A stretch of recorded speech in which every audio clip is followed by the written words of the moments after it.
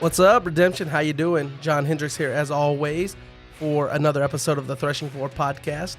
On this week's episode, we've got all kinds of content from beyond the veil, beyond the curtain. We're going to be sitting down with card designer and longtime elder of the game, Gabe Isbell. We're going to be talking about some design decisions that happened with the Son of God cards within the Israel's Deliverance starter decks that are coming out, some GOC stuff.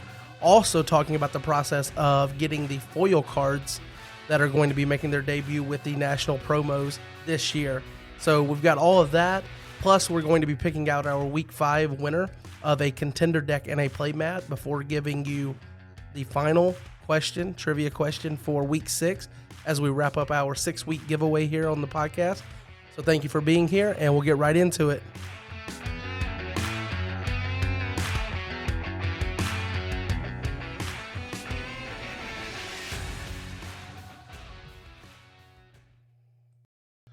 All right, thank you for joining for another episode of the Threshing Floor podcast. My name is John Hendricks, and this week I'm back in the lead host role.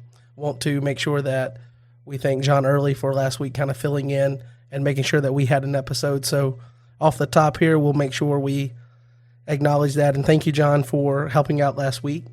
Our guest this week is going to be Gabe. Everyone knows Gabe from the community on the leadership team. How you doing, Gabe? Hey, I'm doing good, John. Thanks a lot for having me back. Yep. Always good to talk to you guys and kind of get a little bit of perspective from the other side. And sounds like we're going to have a lot of stories from you tonight. I do. I've always got stories to tell. So I will say that we're starting off this podcast with a familiar feel. If you guys recall, a few weeks ago, it was actually the last time that Brad was on. It was on the episode that we'll refer to as the copyright issue episode, infamously, where we played Carmen and got copyright flagged. I love that episode, by the way. I mentioned that on that episode, I believe, that Justin had come and bailed us out with the office being locked up. Do you remember that? My employee, yes, Justin? I do, yep. Well, We're going to have to start this podcast off by giving Justin another shout out because I drove the rental truck to work.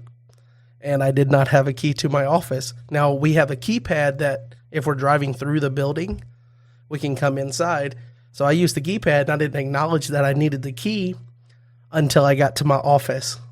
And so no key, pulled out my phone, texted, "Are you awake?" Justin came and unlocked the door. So just want to give some acknowledgement to Justin for helping us out here and letting the podcast actually happen as scheduled. On the recording anyway. So shout out to Justin. That's awesome. Thank you, Justin. He's made the podcast as many times as I have now. Yeah, we're going to have to put some redemption cards in his hand at some point. Yep. So we'll start off by talking about some recent news and content within the community, and we'll just kind of go through these pretty quickly. Redemption with Jaden released his weekly Thursday video, which is titled Defense to the Rescue. I'm not entirely sure what that means, except for I watched about 5 to 10 minutes of it, and he was talking about a game where the deck didn't perform the way that he wanted to, so they recorded another game. I'm guessing it's some kind of, way to make alternative rescues using your defense or whatnot, or creating side battles on defense, perhaps. Who knows? But that video is up. Definitely, again, it feels like we talk about a lot of videos here on the podcast that we haven't watched yet, but that's just because there's so many videos coming out. Definitely on the to-do list. And also, he's got live tournament gameplay. I believe he's got 2 videos up for his Zoom Invitational gameplay, and then also the tournament that happened this past Sunday, which is weird to say because we're recording this Sunday night, but when you receive this, it will be this past Sunday. There was a classic local online, and he has some gameplay footage from that. Yeah, I thought it was pretty cool that he was streaming his games today. I had some time this afternoon, and I haven't watched his Defense to the Rescue yet, but I did tune in and watch part of a classic game that he was playing this afternoon.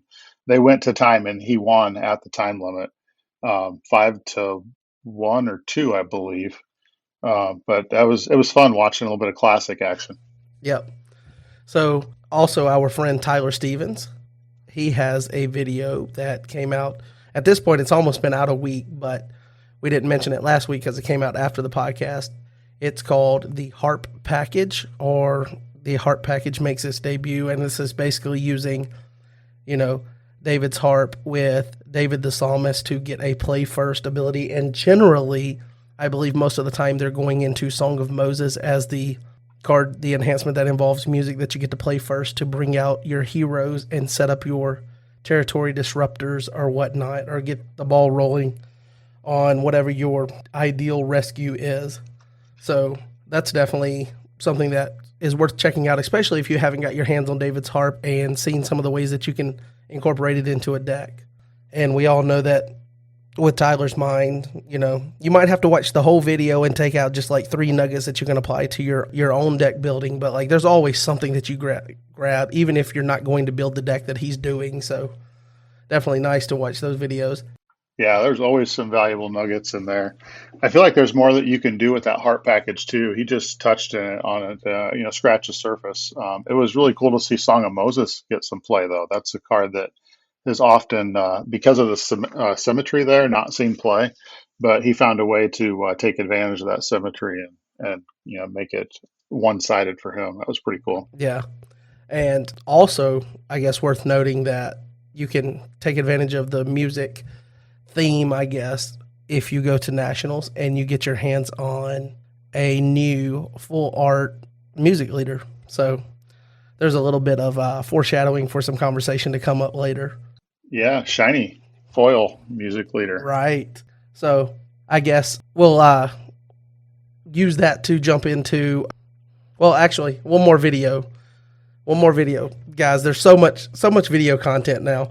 Rob M from Rob M Studios has Zoom tournament gameplay, but also, and I'm telling you this in advance, so I don't have to say I haven't seen it yet because no one's seen it yet, but releasing on 5/29, so a week from when we're recording, 5 days after you will get this podcast, there is going to be a video on his channel for Redemption National Tournament history. He had gone over the participation promos from the first Nationals, our first promo on, and now he's going to be focusing on the history of Nationals from 2016 to 2021, which include new winter promos that started back in 2016.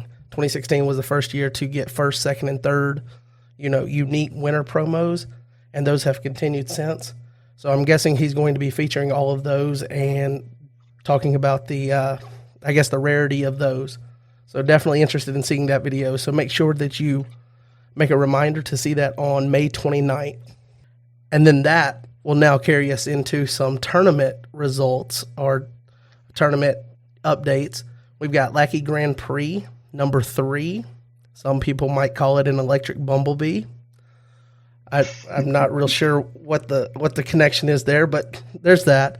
We've got the Top Cut, which is the top 4 for the Grand Prix number 3, and those are Rob Smith, Luke Marshall, Jaden Alstead, and Matt, I believe Sinclair is his last name. That sounds right to me. And those are the top 4. And so we've got one match that has already happened, and that is Rob defeated Luke Marshall, so he's moving on to face the winner of Jaden and Matt. And they will actually be playing their game. It's scheduled to be played on Monday. So if you take into account that we're recording on Sunday and you will get this on Tuesday, we're not going to be able to tell you the winner. So you'll have to check that out. And then in the coming week, Rob Smith will play the winner of that to determine who the winner of the 3rd iteration of the Lackey Grand Prix is. Rob Smith is really making a name for himself lately. He's had some pretty successful tournaments. He is. It's nice to see him coming into his own. It's nice to see too that he's kind of experimenting with different deck types and whatnot, not sticking to the same deck. And I think right now I don't know if he's currently playing that or what he played in Top Cut in their game, but I know he was on Angel Party towards the end of the, I guess, regular matchups for Lackey Grand Prix. So it could be that Rob's found a nice little win streak with Angel Party, which is a fun deck to play and a fun deck to see. It is a deck that's only going to get better after phase 2 as well. Right. And that is an original deck idea, I guess, from our friend Jeremy Chambers. Yep. Also, the Zoom Invitational, second iteration of that. Week 3 pairings are now up. And so make sure you get your game in for that. And I guess that's the end of the tournament updates. I was hoping to be able to tell you a little bit about Minnesota State's, but that got rescheduled due to them having to use the facilities for a funeral and some other outside circumstances. So we don't have any results from that.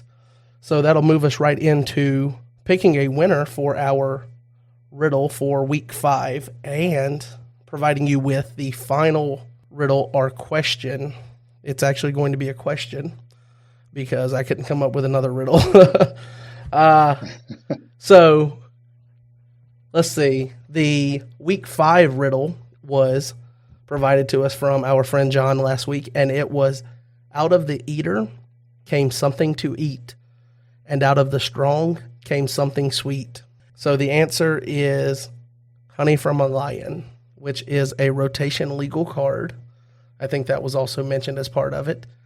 And this week we had 22 unique correct answers. Nice. Is that the most you've had, John? I believe so. I think we had close to that number last week participated, but there was a fair number of Melchizedek because later on, I forget where in the New Testament it mentions that Melchizedek's parents couldn't be, or his lineage couldn't be, or it wasn't known or whatever. So yeah, it says something along those lines in the book of Hebrews. Right. And so we got a lot of that. And I almost felt bad enough to, but then I was like, we're just going with the riddle. That's more of a point blank trivia question. So we ended up not giving credit for Melchizedek. But I think this week, nobody got it wrong. All the answers were correct. So 22 participants, 22 correct answers. So with that, we'll get ready to spin our little wheel here. And I'm not gonna lie to you guys. I know that for the ones that have not won yet, you probably don't want to hear this, but I'm kind of hoping one of our winners from the previous week's wins so that we can give 2 things away here. So I guess we'll see. So this week is for a playmat and a contender deck, right? Correct. And the contender deck is of the winner's choosing from whatever is currently available on Your Turn Games. Nice. So let's see. We've got our wheel with 22 names. I don't know what I'm going to do for next week because I'm pretty sure looking at this wheel with 22 names and 22 entries that next week I'm not going to be able to use this app. I think I'll break the app because next week's where you get entries. Everybody can have up to 4 entries because you get the reviews in with next week's as well. So I'm probably going to have to go to the old school, write names down, shake them in a box, and pick one out. All right, let's see if I can find my drum roll here.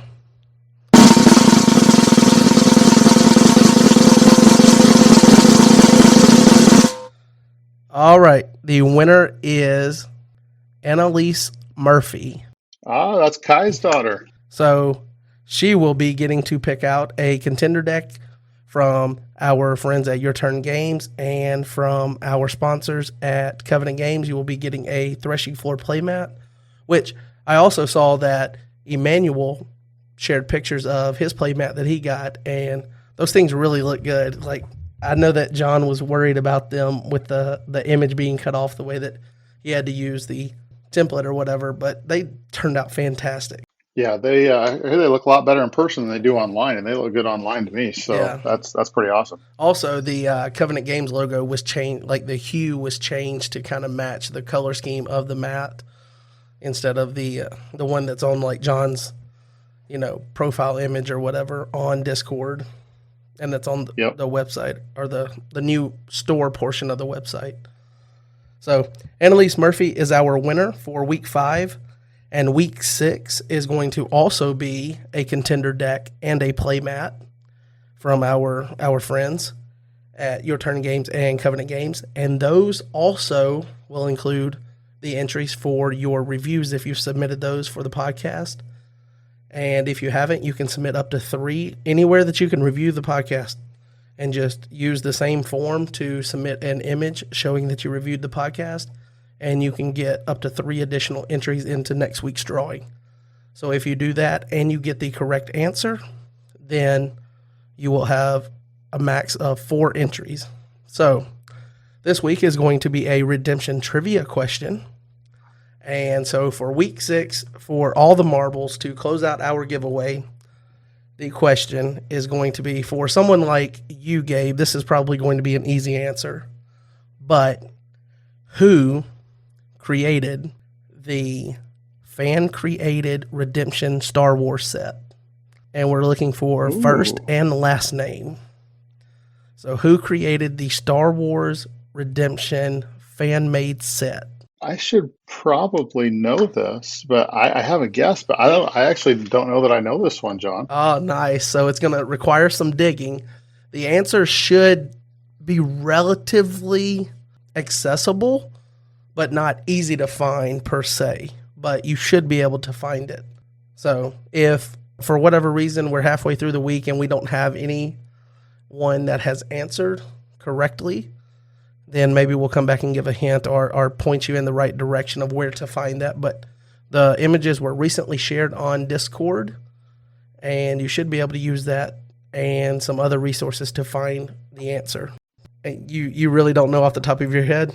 I don't. I have a pretty good guess. Obviously, I won't say it out loud here on the podcast because I don't want to give anything away if I'm right, or I don't want to send anybody the wrong direction if I'm wrong. But I honestly don't know. I remember seeing that.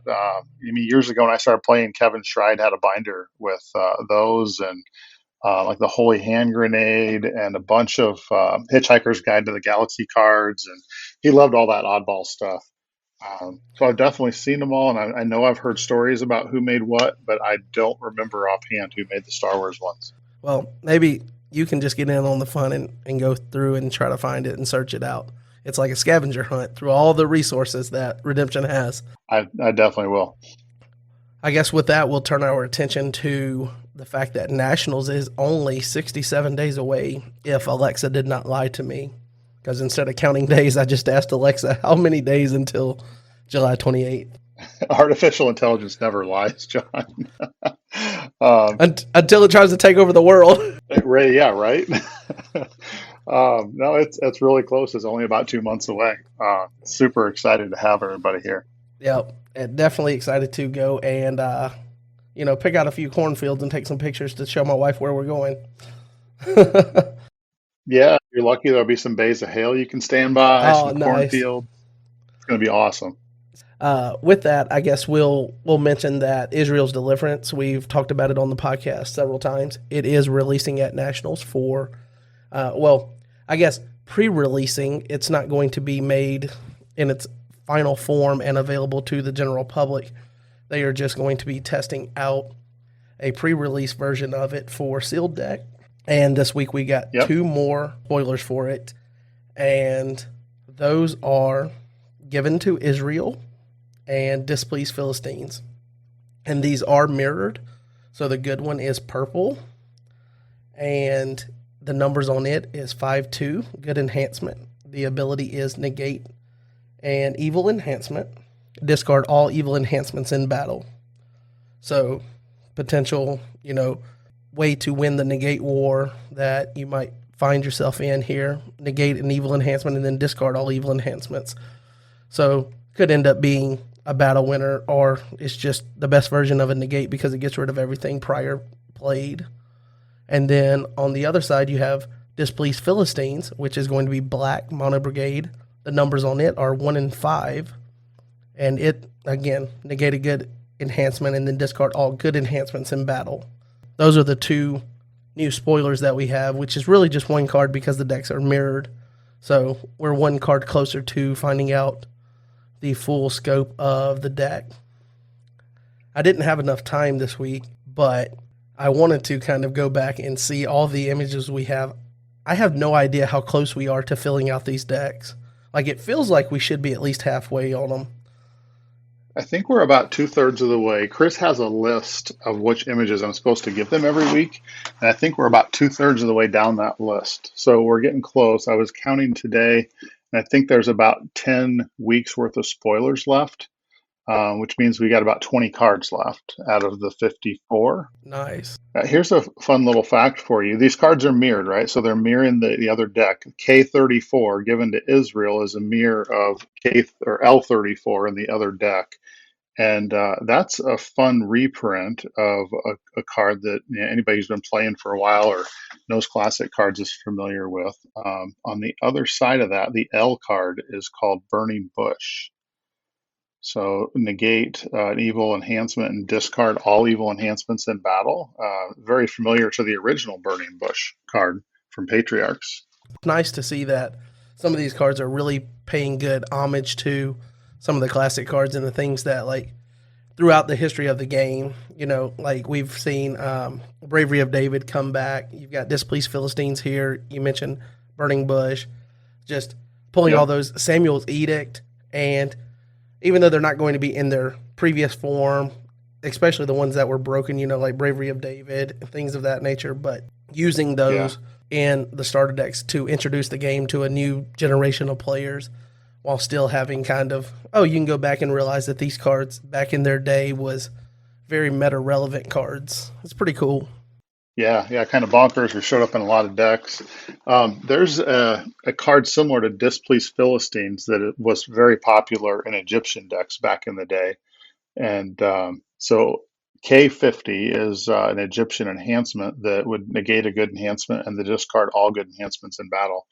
And that is titled Ruthless. Oh, yeah. So anybody who is familiar with the 10 cards, I believe Faith of Our Fathers would definitely know the Ruthless enhancement in their Egyptian decks. Yeah, nice to see them reusing some of those titles. Yeah, like you say, a fun way to pay homage, and just a little nostalgia for the players that have been around who really don't need starter decks, but maybe use them for sealed deck. And starter decks are mostly designed for the new players, but it is a fun way to make it fun for everybody or relevant for everybody.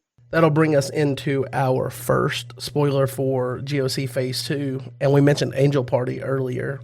And so the first couple of these, they're more spoiled because they're with the nativity set, but they are angels. And so you could see them potentially in something like that. But more or less, they're for nativity. But, more angels that are coming out in Phase 2. It seems like there's a ton of them, which I'm not complaining about that, but this one right here, I guess just to stay relevant with what's happening in Discord, this one kind of sparked, or it might be the next one, the Messianic Messenger. Yep. But one of these two cards, when it was spoiled, sparked a conversation about angel artwork and the fact that we're using comic book style images and, not other artwork. And you mentioned that that's just because there's not really a lot of that available that's public use, public domain. So I figured it would just be nice to mention it here. I also brought out the point that, especially like knowing that my son, when he sees the angel cards, or even I mean, if we're going to be honest, like the demons too, just like they just pop with kids. I don't know what makes them pop so much with kids, but like I know my kid, I showed him the Gabriel artwork that came out, and Gabriel's one that I'm really looking forward to because I really like the image that was used for that and the way that it looks. And also I know that from the Archangels comics that I invested in a set of those. So it's just a familiar piece, and I showed it to him. He likes it for that. But angels just seem to, like, the comic book style appeals to younger kids, but the fact that we already have them on, I guess, license or our ability to use them from Cactus is the reason that those are being used. I just figured we could, share that bit of conversation since it came up, put it on the podcast here. Angels, definitely. Angels and demons, they both resonate with kids. They have, as long as I can remember, since I've been in the game, I've noticed that they resonate with kids. It's the reason that we had a 12-12 Meek Legion of Angels in the INJ deck. That was totally designed to be a kiddie card. They love big characters, so let's make it the biggest character we can. 12-12 is kind of the top of the stats and didn't even need an ability. It's just big. It's an angel, and kids love that type of stuff. But they definitely, I think they're more drawn to the comic book art too than the classic art. But honestly, at least in all my searches, and John Early, who does a lot of the art searches for us, we've looked high and low trying to find good quality angel art. And the way that angels are depicted in classic art, a lot of times, just doesn't appeal to us and doesn't seem to be high quality, and doesn't go the direction that we're looking for. So honestly, the comic book art is one of the best options that we have. So I'm super thankful for it, because otherwise we'd be pretty limited. I guess we'll use that to get into the first one here, which is, you mentioned kids liking big characters, 1212 being the top of the stats. Well, this guy is Yep. 1212. He's titled Magnifying Multitude. On the artwork, you've got 4 angels pictured. And this is a warrior class. It has the identifiers of generic, so you can run multiple copies in type 2. And it's nativity, and it has an X identifier, and X equals number of cards in hand. You guys have mentioned that that's one of the themes in nativity, is to have low numbers in hand. But the ability is, well, I guess it has a star ability first, and that's to top deck a nativity hero from deck, which is, pretty good. And the fact that you get to use that with the star, we know that the star is made to support nativity. You may Yep. draw 2. So right now we're thinking that Tyler created this card. Just the running joke here. If it draws 2, it's Tyler. Negate evil Yep. cards with toughness X or greater. So X or greater is the number of cards in hand. So if you have 1 card in hand, then anything over 1 toughness is going to be negated. And then cannot be prevented. Pretty strong card. And this one being that there's no unity on it, and then number of cards in hand. I don't know how well Angel Party likes to have cards in hand or whatnot after they do the banding, because you're drawing and stuff. And this one does have a you may draw too, so you can choose not to draw, I guess. Or actually, Yep. the X, does it, on this card, it would update once you draw, right? X is Yeah, dynamic. since negate's an ongoing ability, it's going to continue to update that X as the cards in your hand change. Yeah, so this is one that will be played in nativity, and you could potentially see it outside of that with some other angel decks. But this one, the artwork is pretty cool. Did you guys? I don't know if you noticed this, but just glancing at the artwork, I guess the fire image at the top that's coming down and radiating through the picture kind of reminds me of the artwork on Foretelling Angel. Maybe I'm just reaching there, but that's what I thought when I first saw that. Is that I hadn't noticed that. Now you got me going to dig up my foretelling angel and take a look at him. oh well? I mean, I could be completely wrong. I mean, Oh, that's it's just the same style. He's kind of got like the lightning fire stuff coming out on him is green, but then the background is right. that kind of deep orange. Yeah, that's kind of cool. So that's magnifying multitude, not multiplying magnitude. Easy for you to say. Magnifying multitude. So that will bring us into the next one. And the next one is also warrior class. And it's called the Messianic Messenger. And the numbers are 2-9. It is Silver Brigade. It has the identifiers of nativity and prophet. And immediately, angel, prophet, you start thinking what you could do with that, just the fact that it's called a prophet. But the ability is you may take a good nativity card from deck or reserve if opponent has hand advantage. Again, nativity is wanting the opponent to have hand advantage. If you do not, may ban to a nativity hero, cannot be interrupted. And this one's got some pretty cool artwork. It's got the hand extended out from the angel, and it's reaching outside of the frame a little bit. One of the legs is kind of stepping out of the image frame and behind the text frame for the ability.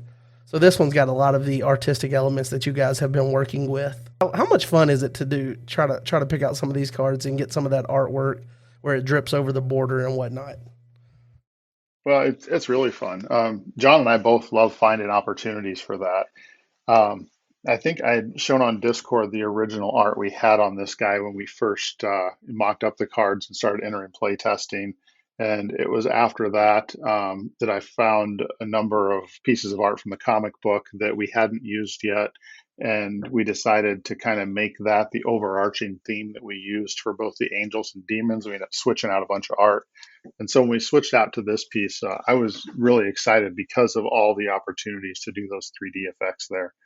I love the way the scroll pops out. In fact, I think around that time, I was so excited that I just took the top of this card, didn't even show you guys the name, and just kind of, I think we had already maybe even spoiled part of Messianic Messenger, so you guys had seen the old art on it, possibly, and then I just showed this one popping out or something.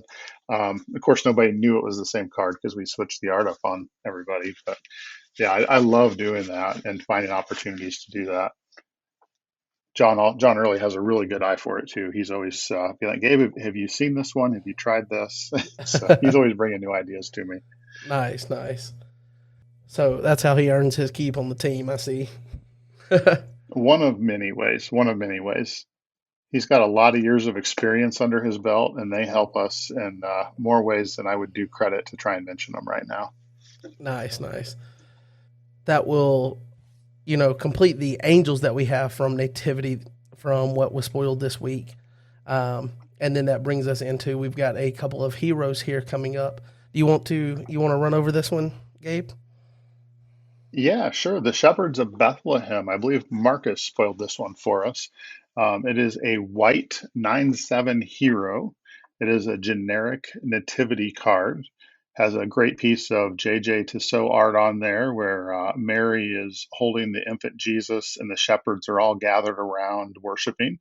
And the special ability says you may play and negate a lost soul from a deck. If opponent has hand advantage, toss all evil enhancements with a brigade not already in battle. So kind of a good version of High Priest Ananias with a soul gen ability built in. And that's another way that nativity gets some value is you're not wanting to hold enhancements in hand. You can generate the souls when you go out. You're trying to make sure that what your opponent does doesn't work, and you don't need enhancements and stuff in hand to back you up. So in between the 12/12 angel we saw above, who if you empty your hand, he's negating all evil cards, or this guy that can be tossing things, and uh, John the Forerunner, who we've already spoiled, who can make sure that a lot of guys can't block by paralyzing them if they're in territory. Nativity's it's trying to win without a hand. John the Forerunner looks so good. He is. He's a lot of fun. So this right here, being able to play and negate a lost soul from a deck is a fantastic answer for some of the things that we've got going on that came out in maybe not exactly phase one because the first didn't come out in phase one, but came out around the same time. So I had assumed that you could play and negate the first as well. And Marcus quickly chimed in and reminded us that when you play the soul, the ability on that soul completes, and then the negate would kick in. So the first would remove itself from play, and it wouldn't be there to negate it if you play the first. So playing the opponent's first to negate it isn't going to help you, but you could play your own the first and draw off it. I was thinking it was of the first counter too until Marcus corrected us. Good old Marcus keeping us honest. Marcus always comes to the rescue, doesn't he? He does. Yep, he's always keeping us honest. I love that guy. I'm so thankful for his knowledge of the rules. All right, so that'll bring us into the Magi, and the Magi is 3/3. It's a white nativity hero. That's the only identifier that it has. And it has a star ability to top deck a New Testament star card from deck. The ability on it is may ban to a nativity hero, or if opponent has hand advantage, you may take a star card from deck. Cannot be negated. So the Magi is going to help you seek out star cards from your deck, and it's a ban piece. If your If your opponent has hand advantage, which is what you're trying to do, ensure they do that, then you get to take the star card from deck. And that would include taking the star, which would let you then activate several star abilities when you play that as a, being a dominant that activates. I think the identifier on that was how many nativity heroes you have. Was that, do you recall offhand? I believe it's Nativity Heroes limit 6 is where that ended up, I'm pretty sure. So it is limited at 6, but it's the number of your Nativity Heroes. Yeah. So, and then with the Magi comes a classic card reprinted, and that's Gifts of the Magi. And this one has an identifier of nativity. It's an artifact, by the way. So it's an artifact, and it's nativity identifier, but may be activated on the Magi. So that gives you another use for the Magi once you've potentially found the star cards that you want. This can be used to activate Gifts of the Magi without taking up your artifact slot. And the ability on it says you may bounce an evil card in an opponent's territory. Several options there that you could bounce. Immediately you think of Babel, you think of an evil woes, a character that's doing something like the Priest of Zeus. I like to bounce Priest of Zeus. I don't want him out there punishing yeah, me. and Fallen Star was the one I was trying to get to. You could bounce that. Yes, that's another great target. Just the first line of ability is pretty good. And then if an opponent plays a dominant, you may take a New Testament artifact or a good New Testament card from deck or reserve. So if they play a dominant, you can take New Testament artifact or a good New Testament card from deck or reserve. That's pretty good. I mean, that's a lot of opportunities to get cards for free. I love that it can get anything out of the reserve, not quite anything, but it has a very broad reserve access because we all noticed in phase one that good gold is doing a lot of reserving. And anybody that's had their dominance reserved would love to have an opportunity to get them back. So we were definitely intentional about putting cards in the set that could get those dominants back out of the reserve for you. And this one kind of has that feel of Treacherous Land to where you're just basically, if an opponent has a dominant, they're going to want to play that dominant because dominants are the strongest cards in the game.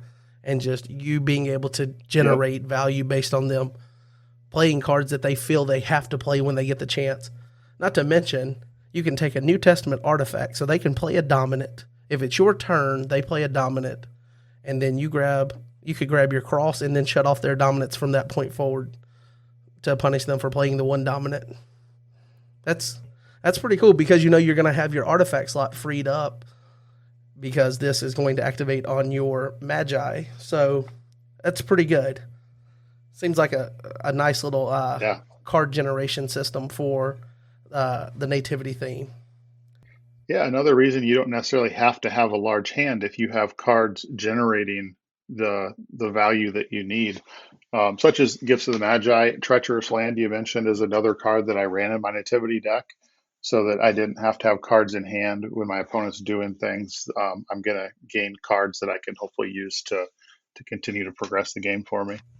With this theme, did you also use Ends of the Earth to grab you an enhancement? I don't think that I did in my test deck. Ends of the Earth would have been another great addition.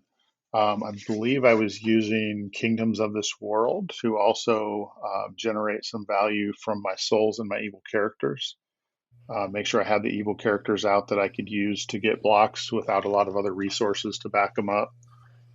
Herod's was a defense that I liked pairing with these guys. Nice, nice. So we've got one more card left. If you want to, Gabe, I'll let you take the reins on that one. All right, I'm going to before I jump on that one, I'm gonna talk about the Magi for just a moment and just point out that both his star ability and the special ability can get any star card. A lot of times things are limited to alignment. He can get a neutral star card. He can get an evil star card, and there's a lot more evil star cards in Gospel of Christ than we've seen in the previous two sets that had star abilities in them.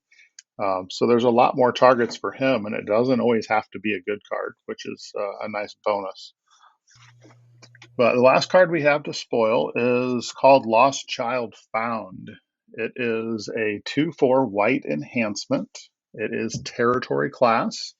It also has the nativity identifier and a star ability that's probably familiar because we've seen this one before. It says play a lost soul from a deck.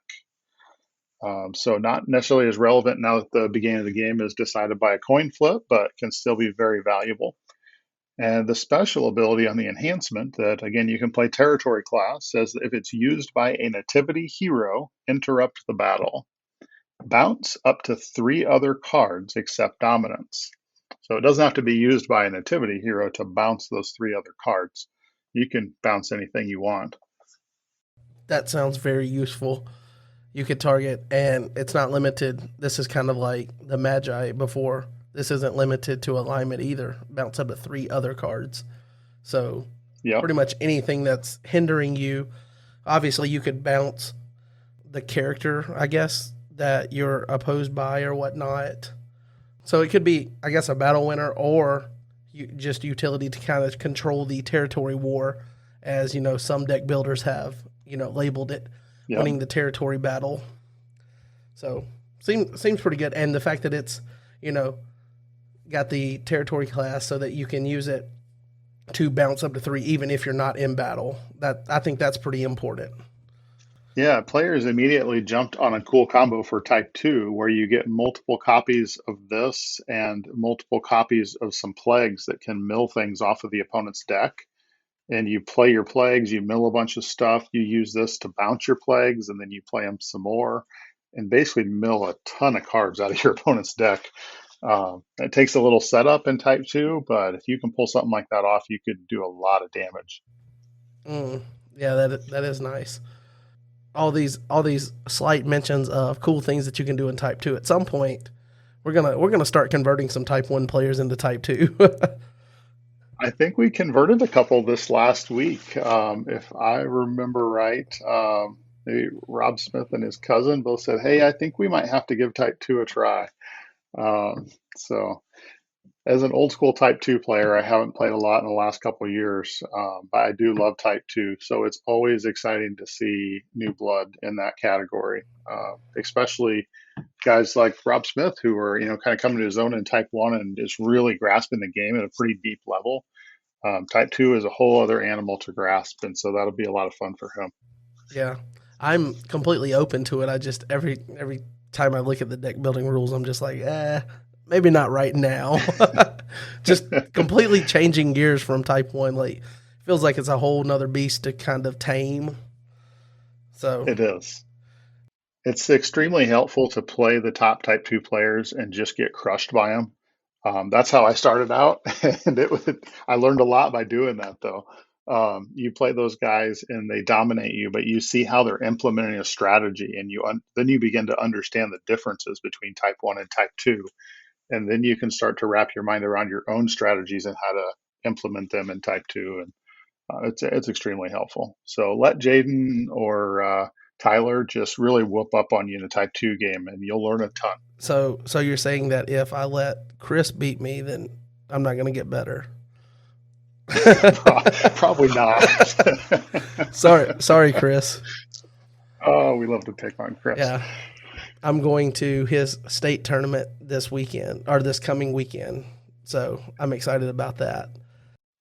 That'll be a good time. Chris is premier host. Yes. Premier host. Yeah, I've gone to 2 regionals with him and a state, and I've won a state and a regional there. So I always say that I have a better chance of winning when I go to Chris's tournaments instead of playing in my own state. So, that always makes it exciting to go up there. You feel like you got a better chance, but that also that also requires you to have a deck put together. And I've been just so busy that I have no idea what I'm going to be playing. So that's going to be fun. Well, you could always just grab one of Tyler's decks off his channel and see how it goes. Yeah.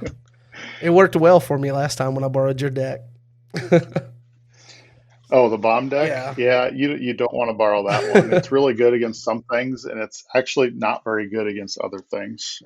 So it needs some fine tuning. I would say See the Tree, his version of the Moses deck is you're probably better off with that. Um, I think I shared this, but I basically took Tyler showed a really cool hand control defense using some Pharisees and Roman stuff a few weeks back. And then I went back through some of Jaden's videos, and I hadn't played post exilic since testing LOC, so it'd been a long time. And I went back through some of Jaden's videos and saw the way he was playing post exilics and kind of formatted my own version of that, focused on hand control. So I had a lot of hand control in the offense and defense. And I think I posted that deck in the deck channel after I got it together. Um, got to play that for the first time this past Friday with my play group, and that was a really fun deck to play, and it was really powerful. I won the coin flip and got to go first, but I really kind of dominated my opponent. Even though he was a really good player and knew what he was doing, I just had so much going on so quickly that it was kind of overwhelmed and hard to come back from. So I can recommend that one. I enjoy playing that. yeah. I remember you sharing that one, and I put that into Lackey. I never did any like test games or anything with it, but I was like, that's a cool concept. Let me put that in, and I put it and I saved it as like Gabe hand control, and so it's in my Lackey. I haven't played any games with it, but ironic that you should mention that because that's one of the last decks that I put into Lackey.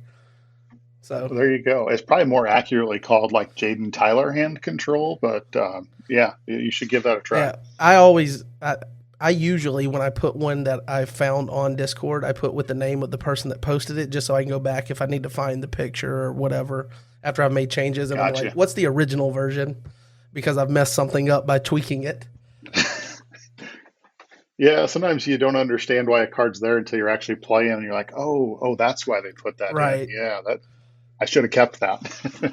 So we're getting ready to move into the main conversation here, which is going to be, a collection of things that Gabe wants to share with the community here. But first, I guess I should have done this at the top, but I just want to take a moment and thank you all for had several people reach out after after the podcast last week with me sharing the fact that I was in an auto accident, and turns out what we knew, the car is totaled, but more importantly, I am not totaled. I am doing better. I am improving. And I just wanted to thank all the people that have reached out. I've had several people within the community reach out via DM or call or text. And just want to say thank you guys for, checking up on me. I am doing better. And I'm a little scattered getting the podcast recorded here tonight because my office is kind of torn apart because we're in the process of going through a bunch of stuff at work to decide whether we're moving or whatnot. And then if we do move, what's important to take and, what stuff that we can kind of trim out. And that process for me has started in the office.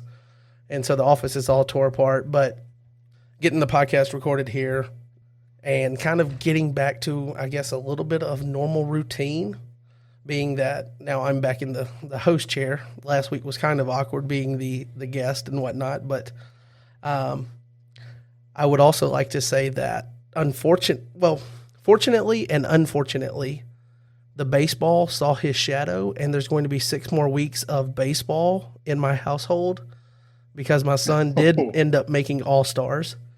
He went out they did a week of practice before they picked the team with, they're going to pick the top 11, and they had about 15, 16 kids practicing.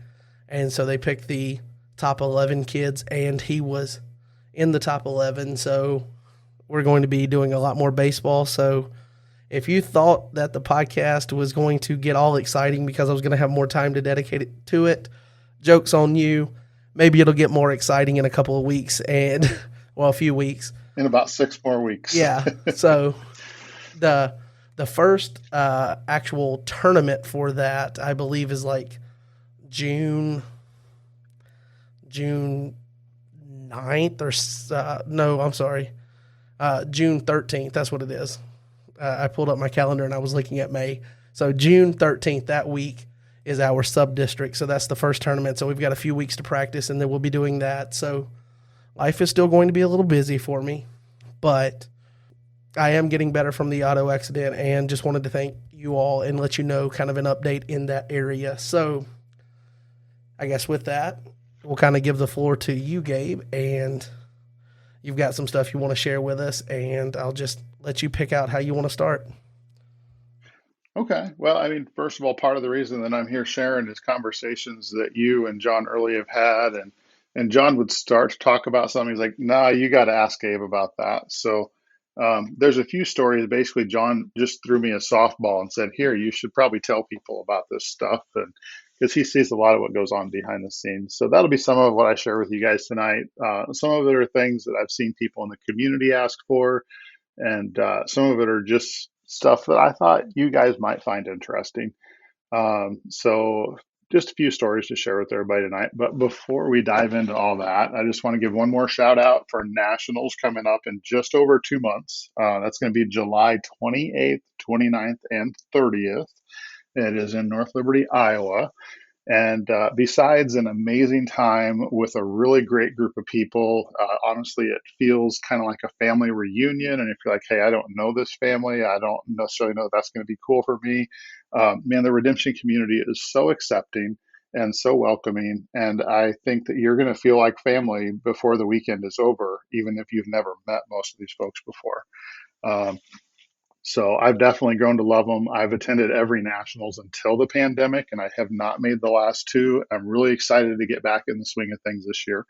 Um, so besides all those great reasons and a wonderful, fun weekend of redemption, I just wanted to remind everybody about all the other cool stuff that is happening, like the extra reasons to get here.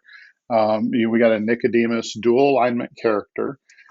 He is white and empty tomb hero on one side. He is gray Pharisee on the other side. He's going to fit in a lot of decks. It's going to be a really great card. And you can get one of those each of the 3 days. Every day you participate in a category, one of the main categories we're playing, you get a participation promo. So you could walk away with 3 Nicodemus promos. Um, the Gospel of Christ Phase 2 is coming out, and we are going to get to booster draft with super packs. So there'll be an all Gospel of Christ booster draft. Also, first time that's ever happened. So I'm super excited about that. We have sealed deck with Israel's Deliverance. We are basically play testing the first version, first rendition of a brand new starter deck. In my opinion, the greatest starter deck Redemption's ever released. I think there have been a vast number of improvements that Chris and Tyler and the rest of our team have brought into this one. I'm super excited about it. Let's see, we have foil promos. Again, another first. We picked out King of Tyrus and Treacherous Land. The community picked out the Humble Lost Soul. These are all alternate art and borderless and foil for the top 3 places. Category winners for all 5 official categories get to create a redemption card that is going to be released in a future set. That's the first time we allow 5 of them, and we've kind of changed the program this year a little bit, but you're going to get to create a redemption card. You'll be able to forevermore look back and say, hey, I made that card. That's mine. And we have an amazing number of side events going on, all kinds of categories. You can see the full list on Land of Redemption or the forums, but there's going to be a lot of categories. They're going to be firing off an 8-person pod. So as soon as 8 people say, I want to play in this category, we'll call it Type 1 2-player classic format. 8 people want to do that. We're going to fire that off. They're going to have single elimination 8-person tournament. The winner of that gets a Foreign Wives promo. It is borderless. I actually have those in hand because Rob sent me some of the supplies already. They look amazing. And the side event categories are going to have a $5 entry fee. And then the last special event we're doing is the Contender Deck Iron Man. Your Turn Games is sponsoring that. They're going to hold Iron Man, which is going to run the entire weekend. And you get to play Iron Man using contender decks. And I know that their contender deck tournaments have been pretty popular. A lot of people enjoy those. Plus, guess what? Threshing Floor is giving away 2 of them. So there's 2 people with no excuse not to play Iron Man. They have a contender deck right in hand. So a lot of great reasons to come to Nationals this year. We can't wait to see you here. It's going to be amazing. You mentioned the family feel, And I can tell you the family last year when I went for the first time, I can tell you there's a little bit of dysfunction in the family, but they do have open arms, so that'll make you feel right at home. Just you don't have to be perfect because they're not perfect, and you just show up and like there really is. Last year when I went for the first time, I really thought there would be like this slight hierarchy of like, okay, the top players are just going to kind of, stay to themselves and then kind of everybody else here. And I know it was a small field and all, but there was none of that. Plus I was a pretty popular guy because I was one of three people with a car. So, you know, maybe that helped me feel at home because everyone needed a ride somewhere. That's possible, but I mean, honestly, we're talking about a bunch of I'm going to call us all nerds. I mean, we like to play Bible cards, so I guess that puts me in the nerd category. But I think nerd is kind of the new cool. So yeah, we're all fairly accepting, and like you say, a little quirky. We every one of us has our quirks, and if you don't think you have any quirks, you might be the quirkiest one.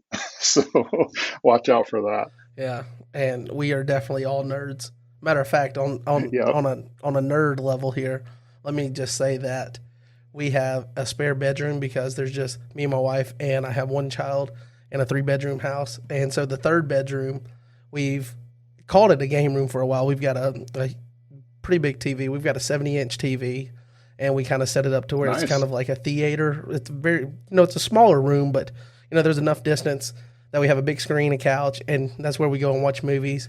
The kid plays his video games and stuff, and we've called it a game room for a while, but I finally broke down and I painted it, and we painted it this dark bluish. It's like navy blue, but a little bit darker. It's got like um, it's hard to describe really, but and then I put glitter in it, black metallic glitter, to where it looks like stars almost, and we themed it Star Oh, Wars. cool. So the whole room is themed Star Wars now. So Nice. if you don't think you're a nerd, I'm nerd enough for both of us. So I think we're going to want pictures of that. I would love to see that. That sounds really cool, John. okay, well maybe we can do that. I haven't. Maybe I can convince my wife to let me do that to one of our rooms. Yeah, good luck there. She likes Star Wars, so I got that going for me. My wife hates Star Wars, so I've got that. Oh I've got man. that against me. But And you still got the room. well, yeah, that's because the kid gets whatever he wants. It's not because I wanted it. It's the kid gets what he wants. Oh, gotcha. But she's also, It's his gaming room. yeah, she's also if she didn't like Star Wars before, she definitely doesn't like that there's now shows on Disney Plus like The Mandalorian, Boba Fett. You got the Obi-Wan limited series coming out. There's just so I much can't like wait for there's that. just so much content from it that it's like it's in everything. Yeah, I think those shows are really well done. I've thoroughly enjoyed those. I watch them with my family, and we all enjoy them. But I think they're really well done. Yeah, they're fantastic.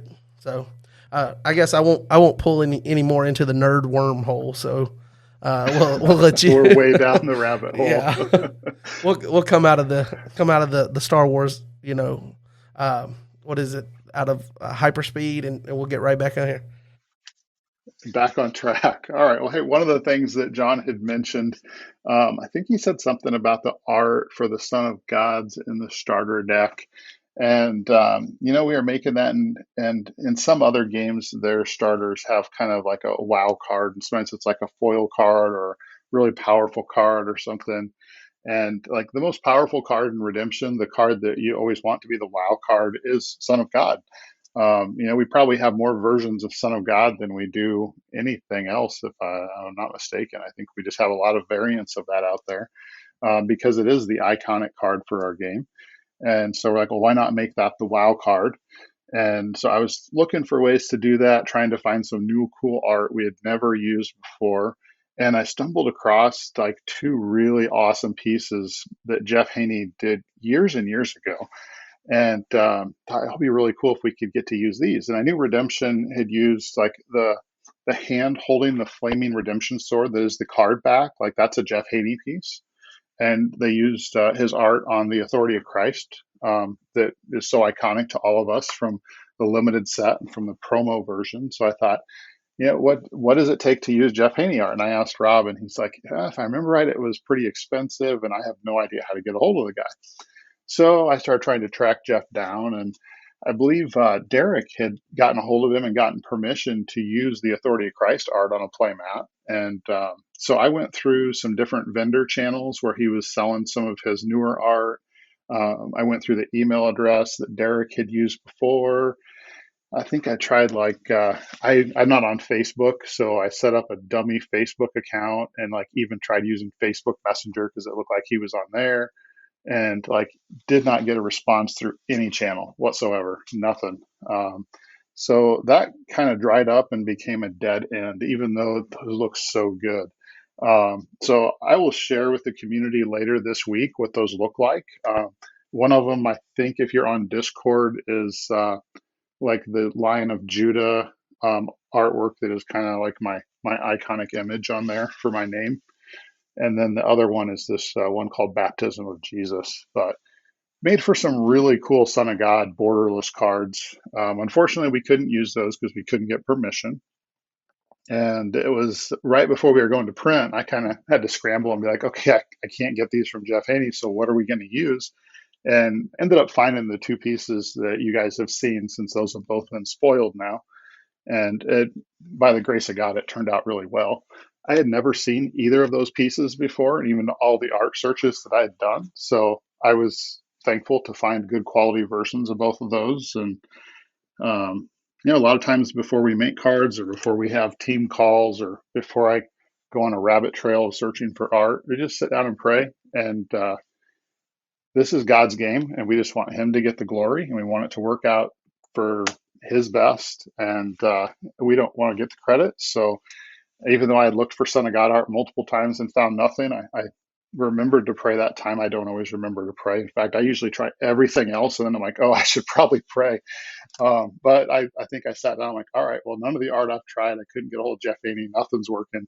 God, if you want us to have cool art on these Son of God cards, you're going to have to show me something. And I think I found both of those like really quick, like probably within 30 minutes, which is quick for an art search. So I was really grateful for that. They turned out really good. But the Jeff Haney pizzas would have looked really nice. So I'll share those with the community later. They're both beautiful, beautiful pieces of art. I Uh, I just looked up the one that you mentioned, the baptism one. That one would have been yeah, the pretty baptism of epic. Jesus. Would have been pretty epic. Yeah, yep. And his Lion of Judah one is also just really sweet. They look amazing on borderless cards. Yeah. So I do think the ones that you guys chose in replacement of those are pretty cool too. And I guess while we're talking about Son of God for the starter decks, I guess it would go without. I don't want it to go kind of just under the rug here, but like, what was the discussion to decide to do an Old Testament version of Son of God? How did that conversation go? Well, it wasn't really like a one-time discussion that just happened. It's something that's been tossed around for years, like ever since we made the foretelling angel. It's like, oh, well, I think originally it was said, well, we can never make a Daniel dominant now. Maybe it was the first thing that was said. And then over the years, we're like, oh, we could probably make one or two. Like Son of God seems like the obvious choice. And then, a few years back, I decided like whenever we make a starter deck again, I really want there to be a Son of God dominant with a Daniel reference. I just think that'd be amazing. And so Chris and Tyler, like they put the starter decks together and they were choosing verses and names and everything. But obviously, Son of God was kind of already chosen. We knew that was going to be in there. And they hadn't given me verses or anything for it. So when I threw the first test version together, I'd found the Jeff Haney art to put on those. And I just slapped a Daniel reference, and everybody was like, hey, that's cool. And so even though there have been a lot of discussions in years past, there really wasn't much of a discussion right now. They saw that and like, yep, that's awesome. We love it. And so it just kind of happened. Um, the community hasn't necessarily realized this yet, but the Daniel Son of God is really broken, and we're probably going to have to do something to fix that. I'm not sure what that'll be yet. We've discussed maybe a half dozen options, but after we spoiled that, Jaden came to us privately and he's like, guys, do you remember what the Daniel from Cloud of Witness does? And I'll give you a moment to look that up, John, Okay, so because I will be your guinea if you pig. have, you'll be my guinea pig. Yeah, John, can you tell us what the Daniel that was released in Cloud of Witness does? And nobody probably remembers this because everybody uses the promo or the legacy rare version of Daniel in their Daniel offenses because he's so good. Okay, so Daniel from Cloud of Witnesses protect Daniel from animals. I figure that's probably what breaks Son of God, not this other part. Probably, probably. The other part, you may shuffle a good Daniel card or Cloud card in discard pile into deck. Cannot be negated. Oh. So you can just shuffle Son of God over and over and use it again. Oh my goodness, that doesn't seem like a good And idea to me. and it doesn't have to be in a Daniel centric deck. You could just splash this guy into any like cloud base or anything. Just recur your Son of God. And get him out quickly with faith because you can get him out and get him back if I get rid of him. And so there will be something that makes that not a thing. I'm not sure what that is yet, and we don't have to decide real quick, but discussions are already underway on how we're going to deal with that blunder. Yeah. So you could go Daniel ban to Heart After God. So you shuffle it and then interrupt the battle. Ban Heart After God. Just grab it. Rinse and repeat. Repeat. Yep, just Son of God every turn. You may never win a battle, but you can just down rescue every turn. Yeah. So are you guys like as far as the solution? I know you said conversations are ongoing. Do you think like the fact that we have an Old Testament Son of God? Do you think, or at least the Daniel reference, do you think that changes on the starter deck card, or is it too early to tell? It's definitely too early to tell what we're going to do to fix this or to make it not busted. I don't know that. I mean, that would probably be my. I definitely don't prefer that solution, but it kind of depends on what everybody else thinks too, and what our better options are. It's definitely one option to change that reference, and because of the way that we handle print on demand cards, that would mean that any subsequent printings of the starter deck that have a different reference on them would all follow suit, and that Daniel version would have the errata to match the new ones. So that's definitely an option. I don't personally like that option, and would rather we could stick with the Daniel reference. There are some rule change options we've discussed.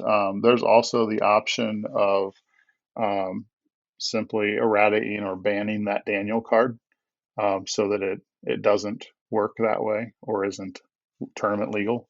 Um, so, like I said, there's maybe a half dozen options we've discussed, and those are a couple of them. But I wouldn't say we're necessarily close to even deciding. When we run into a problem like this, the first thing we do is we start brainstorming and we start throwing out all the ideas, even the bad ones. Because sometimes from the bad ones, like that inspires others, and we start down a rabbit trail and we end up with something really good. So it's a good idea to throw out the bad ideas so we can work through those and sometimes solve the reason that they're bad. So we're not we're just at the brainstorming phase. We've thrown out good ideas, we've thrown out bad ideas, we've tried to get all the ideas we could think of out there. So you guys approach card design the same way that like songwriters do. Like even if the lyrics bad, just throw it out there and let's see, and find out what fits at the end that makes the final piece. So Yep. Yeah, kind of like that. yeah, that's cool. We don't necessarily handle everything like that, but that's usually how we try to solve problems is look at all of our options.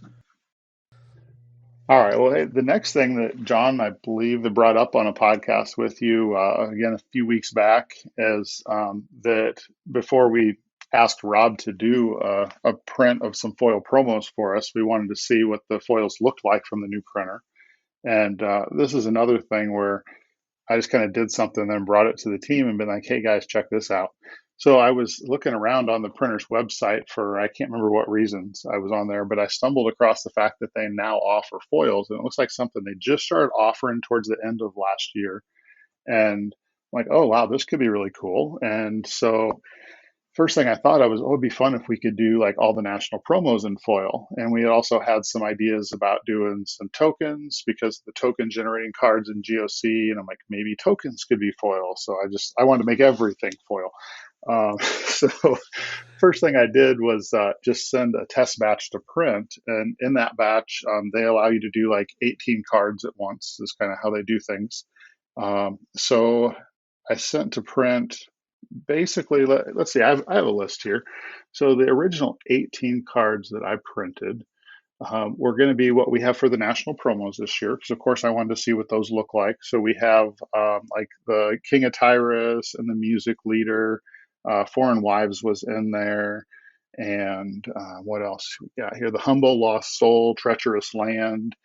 Um, there's a couple other cards we had considered for promos this year, and I'm not sure we had really nailed things down yet. So there was an alternate art version of Delivered, borderless version of that, an alternate Storehouse, and I think I needed to fill up a slot, so I did that really cool Angel of the Winds from last year's national promos. So borderless foil version of that to see what he looked like, and then I'd also thrown in the Son of Gods that I had mocked up with the Jeff Haney art, the Baptism of Jesus and the Lion of Judah. So there's a borderless foil version of those. And then let's see here, 8 tokens. So different tokens that we had mocked up for cards from GOC, and then a couple Majestic Heavens Lost Soul tokens that I'd mocked up. So 18 cards in total. And those came in. I was really excited about the way they turned out and they looked. I thought they looked pretty darn good. And so we got on our call that week, and I was like, all right, guys, I usually don't turn my camera on. It's usually just a voice call for me. Some of the other guys do video. I don't. I'm like, guys, I have a reason to turn my camera on tonight. I got to show you this. So I'm showing them the foil cards and we're talking about it. And of course, they're really wowed as well, even though the camera does not do them justice. They don't look anywhere near as good on screen as they do in person. Um, but we were getting excited about things. One of the things, though, it wasn't all positive. And one of the drawbacks is the metallic foil gives everything kind of a silver sheen. So the white brigade looks kind of silver. Um, and next to silver, you can tell the difference, but they looked pretty similar. Well, anybody who knows anything about testing stuff, if you work in science, like scientific method type stuff, you know that you need to have constants. And I kind of botched that. I messed that up because another thing I was working on, in addition to running across the foils, and this actually might be why I was looking around on their website, is the Silver Brigade on Redemption card has changed over the years. And the old cards way back in the day, one thing they're doing a lot better than modern cards is the silver. Like it looked silver and it like had this metallic look to it. And the new ones just look like gray to me. It looks like the good gray brigade. And as somebody who like pays attention to detail and does design work, that bothers me. So I'm trying to look into silver and how can I make silver look more silver. Talking to Rob is what I found out is our current printer uses 3-color printing. And way back when he had that nice shiny metallic silver look, they added a 5th color. So they had like 5-color printing. And that's why it's not possible now. But I was still looking into like other shades of silver and what might look better on the cards. And so when I had sent the silver ones, I had sent them with this new shade of silver that I was working on, which is actually lighter. And so that's why it made the silver and white look more alike than they probably should have. So all that to say that we had some really cool looking versions of cards. We decided the difference between silver and white probably wasn't a big deal because, you know, for example, somebody that sees your really cool shiny borderless music leader isn't they're the few of those that are out there, like they're going to know that music leader is white. They're not going to confuse music leader as an angel. So if you have a cool version of that, you probably know what you're doing enough to know that he's white brigade. So we decided that probably isn't a big deal. But then we got to wondering, are there other brigades that might not look right on the foil format? and they had suggested that I send a second batch to print to make sure we covered all the different brigades and made sure that everything was looking good. So I tried to do some multi-brigade cards on the second test print, and to cover different brigades, one of the things I did was, well, I'm getting ahead of myself. So the borderless cards looked really, really good in foil. The tokens that I had sent weren't borderless. They still had the white trim around the edges, like most redemption cards do. And I didn't really like the way that that looked. It looked like they had like silver edges instead of white edges, and it wasn't nearly as aesthetically pleasing to me. I mean, borderless cards always look better, but I thought that the regular cards kind of looked worse. So not better. I didn't think they were that cool. So when I sent the second test batch, I made sure everything was borderless. So I had mocked up like a borderless version of Noah, your King Noah that you always use, John. Nice, nice. Um, I made good seed borderless because it's got all those brigades on there. We wanted to see a curse, plus I was able to fit some more brigades by using lacking prophecy. So I made a borderless lacking prophecy, and the lying prophet is another one. So I get brown and gray in there. So there's a number of unique cards in these foil test prints, and none of them are official redemption cards. They all have a back that says like playtest card only, and it doesn't look like a redemption back. I think it has like just the sword image on there.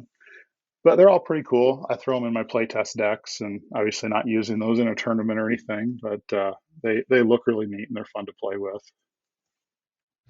So I would assume that someone else is going to have this thought, and it's kind of one of the reasons that John told me that I should, reach out to you for the story behind them.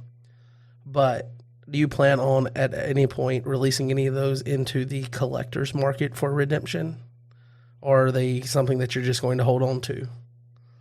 So I don't necessarily feel like it would be right for me to sell those. If I was just like went out and started printing my own versions of stuff and selling it, I feel like that um, at the very least is unethical.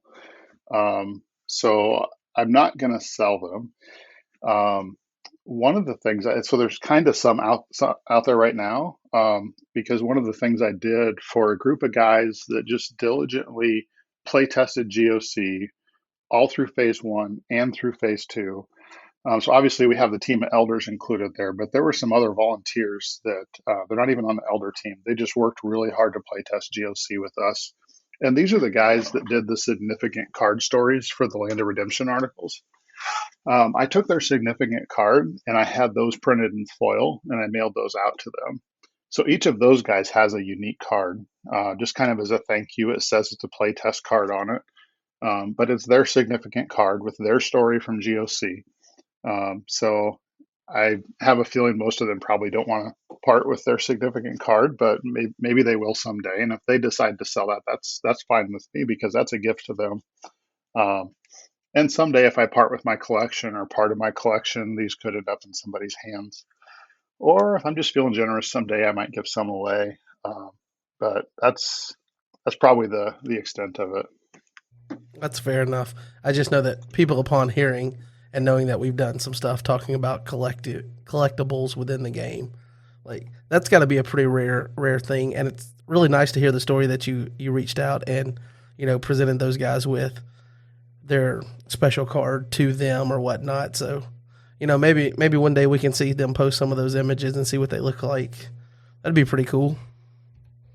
Yeah, Jaden actually shared his in a video that he did. He was sharing Luke Marshall had given him a thank you for helping him on the series that he wrote on Land of Redemption, and did some really cool custom cards that he made. I was really intrigued by that as somebody who's made a lot of custom cards over the years, even before I did design work for Cactus. I really liked what he did there. So thumbs up to Luke for that. Jaden was sharing some of those, and in that same video, he had also just gotten his Star of Bethlehem foil card that day, and he shared that in his video. I think that's the only one that I know of that's been shared publicly, though. Nice. I guess I did not see that video. So guess who's going to be getting some more views on your YouTube channel this week? Yeah, if you miss Redemption with Jaden, you miss a lot.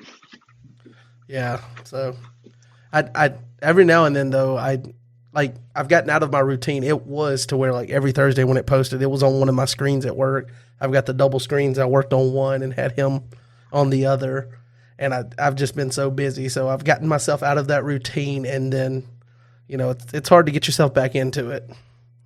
So, It is. I but totally but agree. I definitely watch most of his videos that come out. It's just not having that routine. Some of them sneak through. I go through the week without seeing it.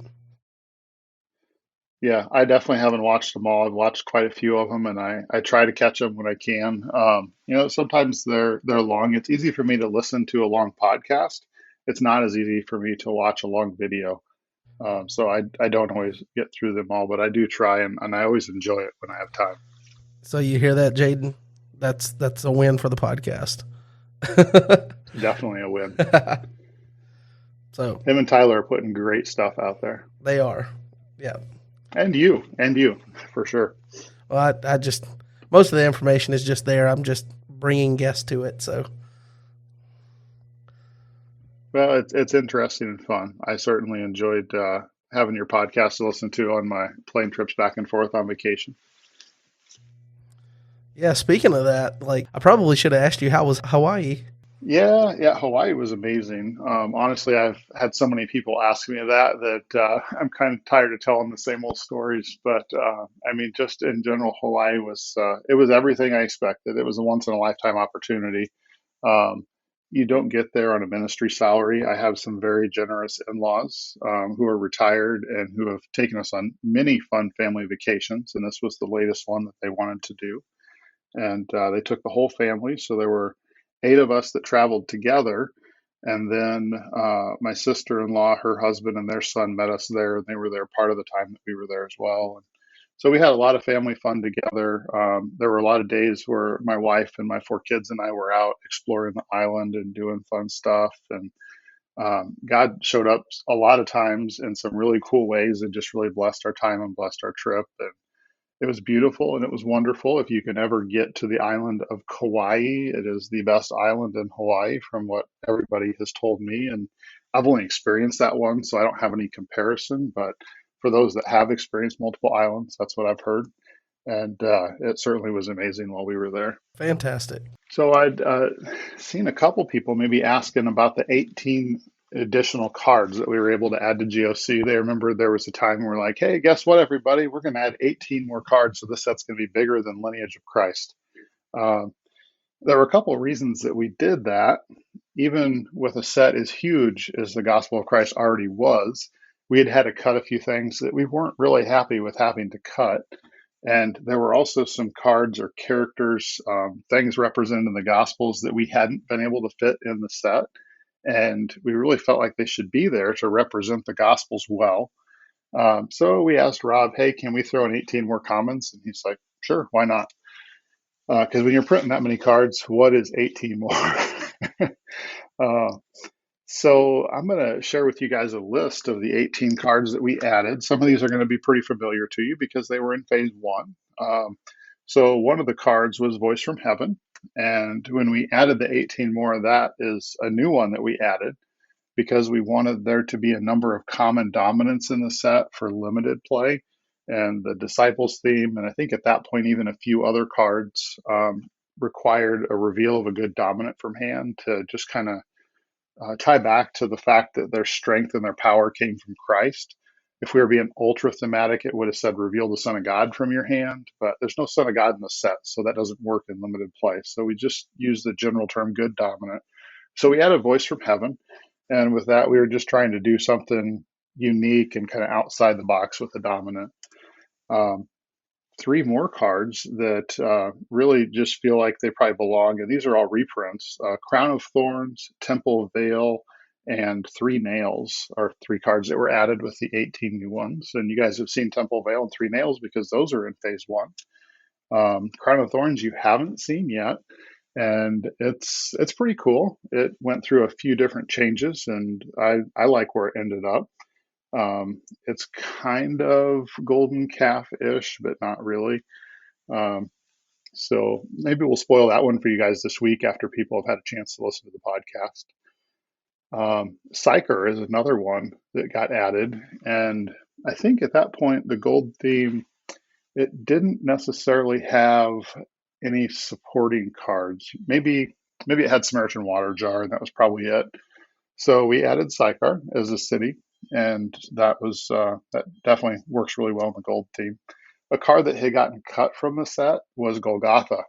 So Golgotha was on the cutting room floor, and it came back with the 18 more cards. And I'm really glad it did. I feel like it's the only sight, the pure sight in the set, and might be the only pure sight we see for a really long time in the game. So it's fun that that came back and that it's kind of a staple in a lot of the new decks that run GOC defenses. With adding more cards, we also added another Lost Soul, and that would be the Salty Lost Soul, which is also in Phase 2, and you guys haven't seen yet. And that's a card that went through a number of changes as well. And Tyler came up with a really cool ability for that. It was almost his significant card. It was definitely one of his top choices there. So excited for you guys to see that when the opportunity comes up. Temptation in the Wilderness, I believe, has been spoiled. And you guys have seen that. It's a Phase 2 card that made the list in the 18 additional cards. And another card that had been cut and came back and pretty sure was just unchanged. And that's good old St. Patrick. Oh, maybe his stats changed. I think he was originally a 3-3 and maybe he changed to a 3-5. I forget what his stats ended up at. But St. Patrick came back from the cutting room floor. And the Great Commission is another one that got added there. Tyler and Chris had actually given us a version of Great Commission. I think it had some gold on it at the time. But it ended up obviously as clay and purple and in Phase 1. But that's a card that came back and underwent some changes. We also added the 13th disciple, Matthias, at that time, and the Bethany trio and the two enhancements that go along with them. So Mary, Martha, and Lazarus of Bethany, Convincing Miracle, and Hospitality in Bethany. So all the Bethany stuff is a Phase 2. The Herods were just a little shorter on characters than other defenses were, so we added, Tyler came up with the Abusive Soldiers, which I believe have been spoiled, and we ended up reusing some John or JJ Tissot art on that from Take as a Slave, an Apostles card. Had a really awful, like sepia looking piece of that art on it, so you may not even recognize that it's the same art as that card, but it's now on Abusive Soldiers and looks way better. And then the card that ended up being Tyler's significant card is the Sordid Spirit. So if I didn't miss anything, that gives us 18 more cards that we added. And that's what came out of that. A lot of them you saw in Phase 1. Nothing too crazy on that list, but like some pretty key cards in the Gospels. Nicodemus was another card that felt like he wanted to come in with those 18 more and was kind of missing. And obviously, we got him as a national promo. So that's where he made his debut. But he kind of felt like he should be there too. Yeah, there's definitely some that you just look at the title and it seems like it should have been there. So glad that those 18 came in. I guess 18 would be significant. Is that how many are printed on a sheet from the printers? Yes, they do it in batches of 18. That's kind of why I had printed 18 foils when I did that first test run of foils. Did 18 of those. So 18 is, I guess, they call them a deck, but it's probably basically a sheet of cards. Gotcha. So let's see, from that list here, we haven't spoiled Crown of Thorns, and we haven't spoiled the Salty Lost Soul, but there's a couple cards we should probably show you guys this week. I mean, I'm not going to tell you that we shouldn't see those. So, heck yeah, let's see them. Yep. Well, not one of those 18, but another card we should probably show you, and I think this is another softball that John early threw me, is the Annunciation. It's a nativity card, and it's kind of a reprint of a card called Birth Foretold that you guys may be familiar with. It was a silver card in the past. Uh, so that card had, let's see here, Birth Foretold originally. I remember what art it had on it because originally we used the original art. but the piece, it's not bad. It's just not the best It quality. looks like Henry Tanner. Henry Tanner, yeah, and it's kind of yellowish. Well, the best quality art I could find from that was very yellowing, and so it wasn't bad. There's also a nice piece by John Tissot that shows that situation where the angels appearing before Mary and announcing that she's going to bear the Son of God. So we start out by switching over to that piece, and obviously we changed the title of the card, and that was really early on. Once we started switching art on the characters from the angels and the demons and using that kind of comic book style art, the way that angels were depicted in the Tissot art was kind of well, they're kind of weird. He does some really great art. I love a lot of the stuff he does, but the angels were kind of like this white blob with a face and all these lines coming out around them, and I don't know. They just don't strike me as being. Um, I'm not even sure how to describe them. They just don't. They don't appeal to me, I guess, is what I'm trying to say. So what we ended up doing is blending two pieces of art. There's something from the Angel Wars comics that depicts the figure that we have seen on the Gabriel that was spoiled since it was John's significant card, and um, and then this Tissot piece that has Mary sitting there. So you've got this classic Tissot piece, and blended with that is this cartoon or not cartoon comic book style art that has the figure for Gabriel there. So, I mean, I'm sure there's probably some people that blend is not going to appeal to. I think it's kind of neat to see the two worlds collide myself. That's definitely a card that I'll spoil in the coming week.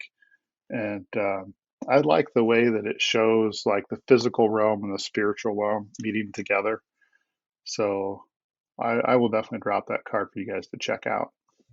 Um, that's a fun piece of art too, where we got to do another cool 3D effect. So you guys can look forward to seeing that in the coming week. But kind of a unique piece that ended up in GOC Phase 2. So possibly the card in GOC that underwent the most changes from beginning to end is the Star of Bethlehem. That card underwent so many changes. Again, we were trying to do something fairly different, fairly new. Um, the way it started out, it had a star ability, but it was very different than what you guys have seen. It said something along the lines of top deck a star card from discard pile or play a nativity fortress from reserve. So that would be the star ability on there. And then that was actually in addition to, and I want to say John Early, he came up with this either during LOC or POC. I forget which one, but John came up with the Star of Bethlehem card. He's like, hey, we should totally do this in the gospel set. And basically, it's just a dominant that said you may activate the star ability of this card and reveal any number of star cards from your hand and activate. Oh, this. Sorry, that first part was added in. John's ability was just reveal any number of star cards from your hand and activate their star abilities in any order.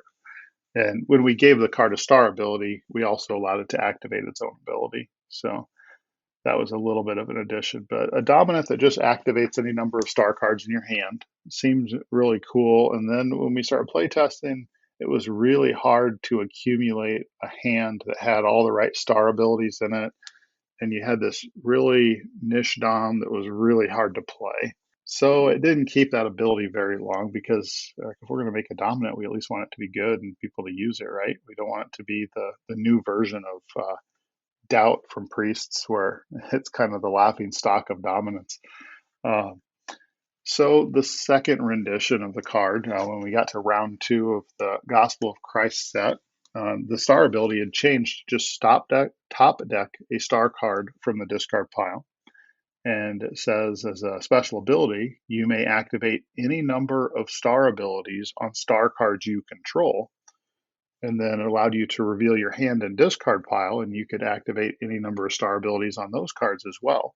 So now any star cards that you've had basically the entire game, unless they've gotten reserved or banished or something, you get to activate them. So now you have a much wider selection of star abilities to activate. And so that was feeling a lot better, but it did kind of dictate the order you had to activate those in. So it was first the cards you control, and then you could do your hand and discard pile. So that was working out okay. And then the third round, we tried to kind of streamline that so you could choose the order of everything. And it said you can reveal your discard pile and any number of star cards from your hand, and you could activate any number of star abilities on those cards and cards you control. So still selecting the same groups of cards, but you could activate them all in any order. And at this point, there was still no limit on the star cards you could activate. And you may have caught on that it wasn't good or evil either. You could just activate any star cards. So it had gotten pretty broad, and at that point, we're like, okay, this is broad. It probably needs a decent amount of testing, and it could be pretty broken, but we hadn't necessarily seen any ways that it was yet. And one of the comments that came back from testing, though, is that it just doesn't really feel like it fits the nativity theme at all. So we ended up changing the star ability in round 4 to the draw X that you guys are familiar with now, and X is the number of your nativity heroes. There was no limit on it at that time. Whatever X happened to be, you could draw that many cards, which obviously we found was maybe a little bit abusive later, so that ended up changing. But it had basically the same special ability. You were still activating from that huge pool of any star abilities that you had the entire game. So it stayed like that for a little while. With one exception, it did get a limit. We put a limit of once per game because we realized that there were already a couple cards in existence that could recur it. One of the minor prophets, Malachi maybe, and Prince, the Coming Prince. Both of those cards could get it back. So you could just use the star over and over and over. And we probably didn't want that to be the case. So we added a limit to it. And then amazingly, in round 6 and 7 of the gospel set, it did not change. So it stayed the same for a little while before it finally ended up the way you guys see it today in round 8.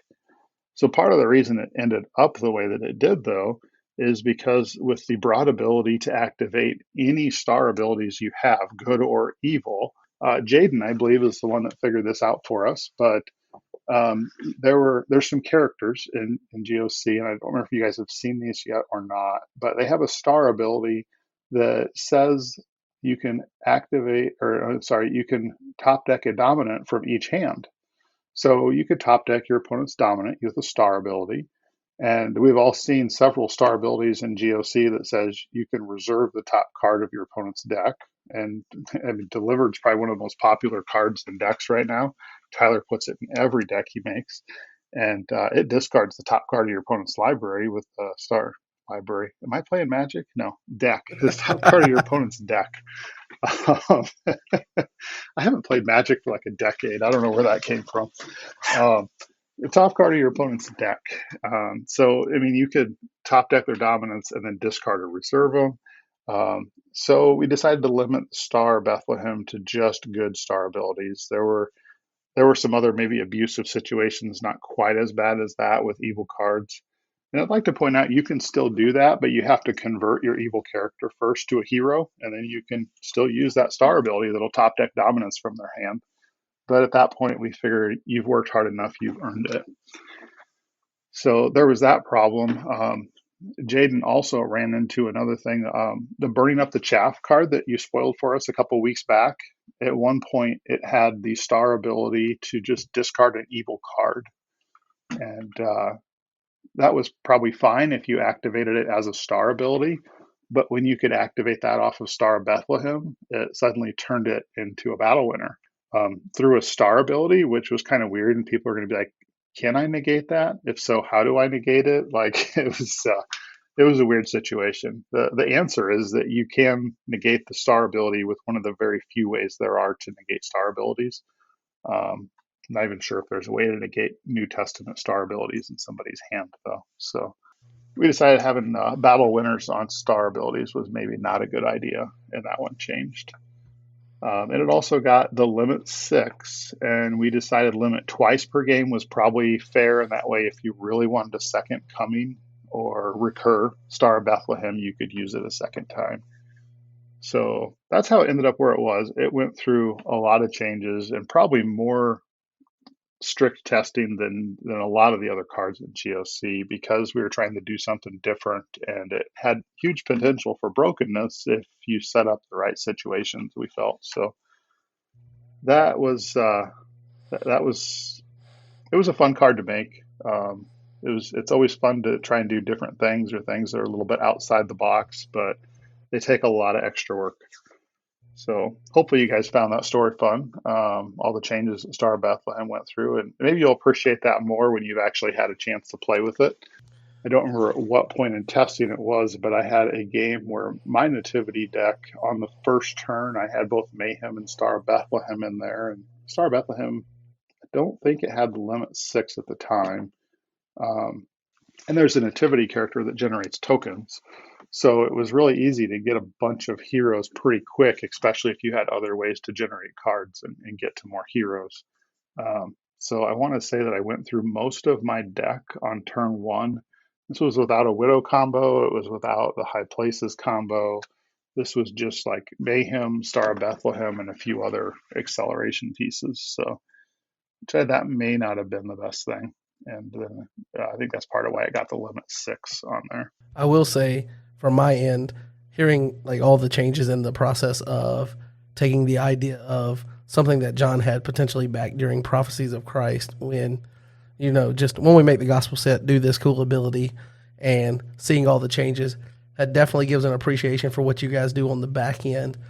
I do have one question, like when you guys settled on, like after round 8 or so here on your list, where you settled on what the ability ended up being, was there any type of like, how much did you have to test before you're like, okay, that's it? Because you had made so many changes.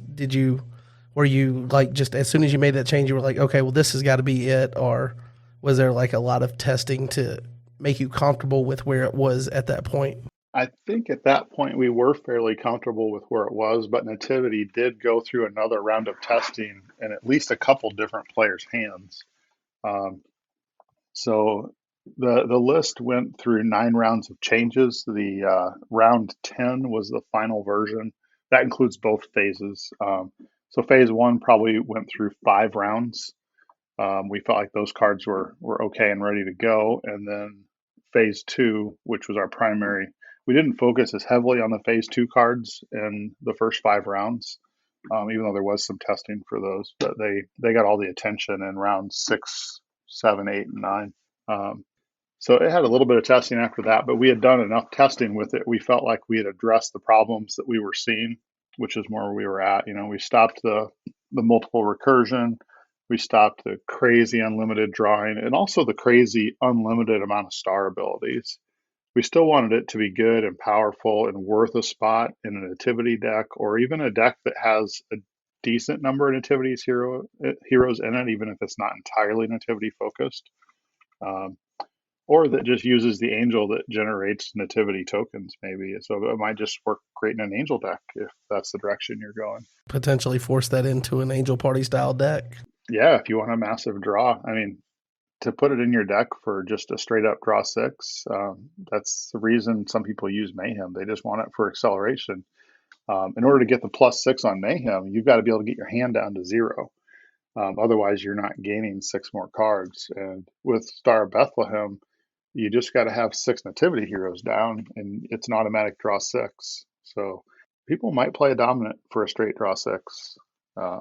It's definitely worth a consideration.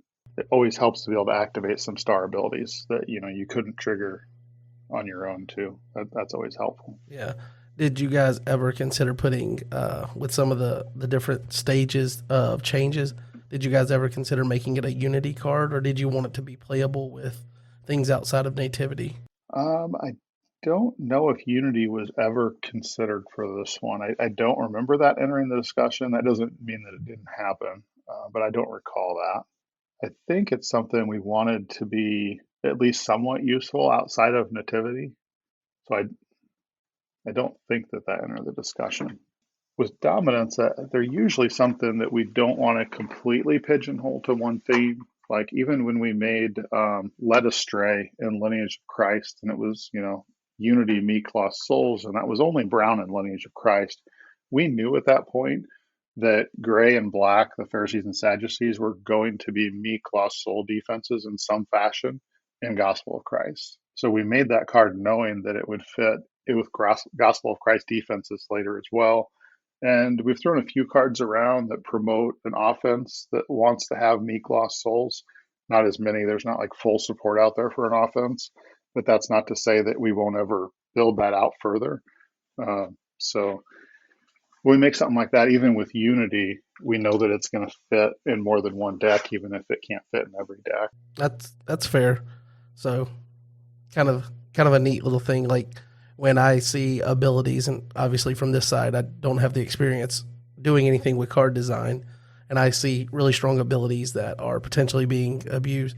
Unity just seems like one of the easiest ways to kind of nip that in the bud. So I guess nice to see the different list of changes here that you went over, and that wasn't even a consideration. So Yeah, Unity is definitely an easy way to fix stuff. I think when we first, well, so Unity wasn't necessarily new in Fall of Man. The term Unity was, but there had already been several cards around in the past that essentially had Unity. You know, like if all your heroes are Genesis and then this character's ability oh, works. So we've had cards like that around for a long time. We just gave it a name, and we called it Unity. So Unity wasn't new then, but we come up with the term. And if you look at some of the Fall of Man cards, like in hindsight, I think we kind of overused Unity on some of those because it was a new thing and they didn't really need Unity probably. um, so we're maybe a little more apprehensive to slap Unity on stuff at this point because we don't want to overuse it. Um, Maybe at least that's kind of the way I feel. I don't know about the other guys. So in phase one, we basically got all of the straight clay cards. So, you know, we got our clay covenant, we got a bunch of clay enhancements, but anybody that has paid attention to the numbering realizes there's a clay card missing in phase one. If you've looked at the phase two checklist, you know the name of that card is called Power of the Spirit. And Power of the Spirit was easily one of my favorite cards to play in play testing. um, Part of the reason for that is I just like doing fun broken stuff. So that makes Power of the Spirit quite fun. But we saved it for phase two because there was the potential for maybe some pretty abusive brokenness. And essentially, you could make that card into a Samuel's Edict on steroids. It had the ability to negate and then clear out a large number of things. And with something like a Church of Christ token, or I believe it's Bartholomew is the disciple that can make gospel enhancements CBN. And there might be a Garden Tomb lady that does that as well. Um, the Power of the Spirit had the potential to be like a Samuel's Edict on steroids. And so we saved that to test more in phase two before we would release something like that. You know, we just did a rotation. We don't want to throw a worse version or a more powerful version of Samuel's Edict out there and warp the environment. So we did save that, and it ended up changing. Um, Let me see if I can find Power of the Spirit on my list here real quick. And that's another card maybe we'll spoil for you guys this week. Um, Really cool piece of JJ Tissot art on there where Jesus is just like looking up to the sky, and you can just imagine him talking to his heavenly Father. And it has stats of 2x. It's just a solid clay enhancement. And X is the number of your meek clay heroes. So with Church of Christ, we know we can get plenty of those. The star ability on this card is going to be pretty familiar to you guys if you remember some of the lineage of Christ. Each of the four major characters in the line had an enhancement with a star ability that said, reveal hand. If there is no hero, play a meek clay hero from deck, is what this one says. So I want to say David's descendant, Boaz's offspring, Zerubbabel's plumb line, and I think Abraham's descendant all had that ability too. So there is a card in GOC with that type of ability that'll get a meek clay hero out for you, and it is Power of the Spirit.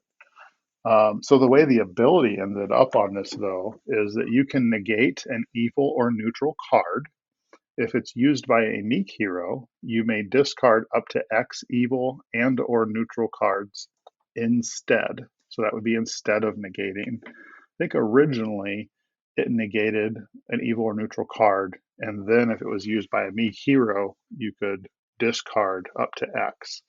And that's where it was broken. And so we decided that you either need to negate or discard. You don't get to do both, especially if it's potentially going to be CBN on those tokens or one of those heroes I mentioned.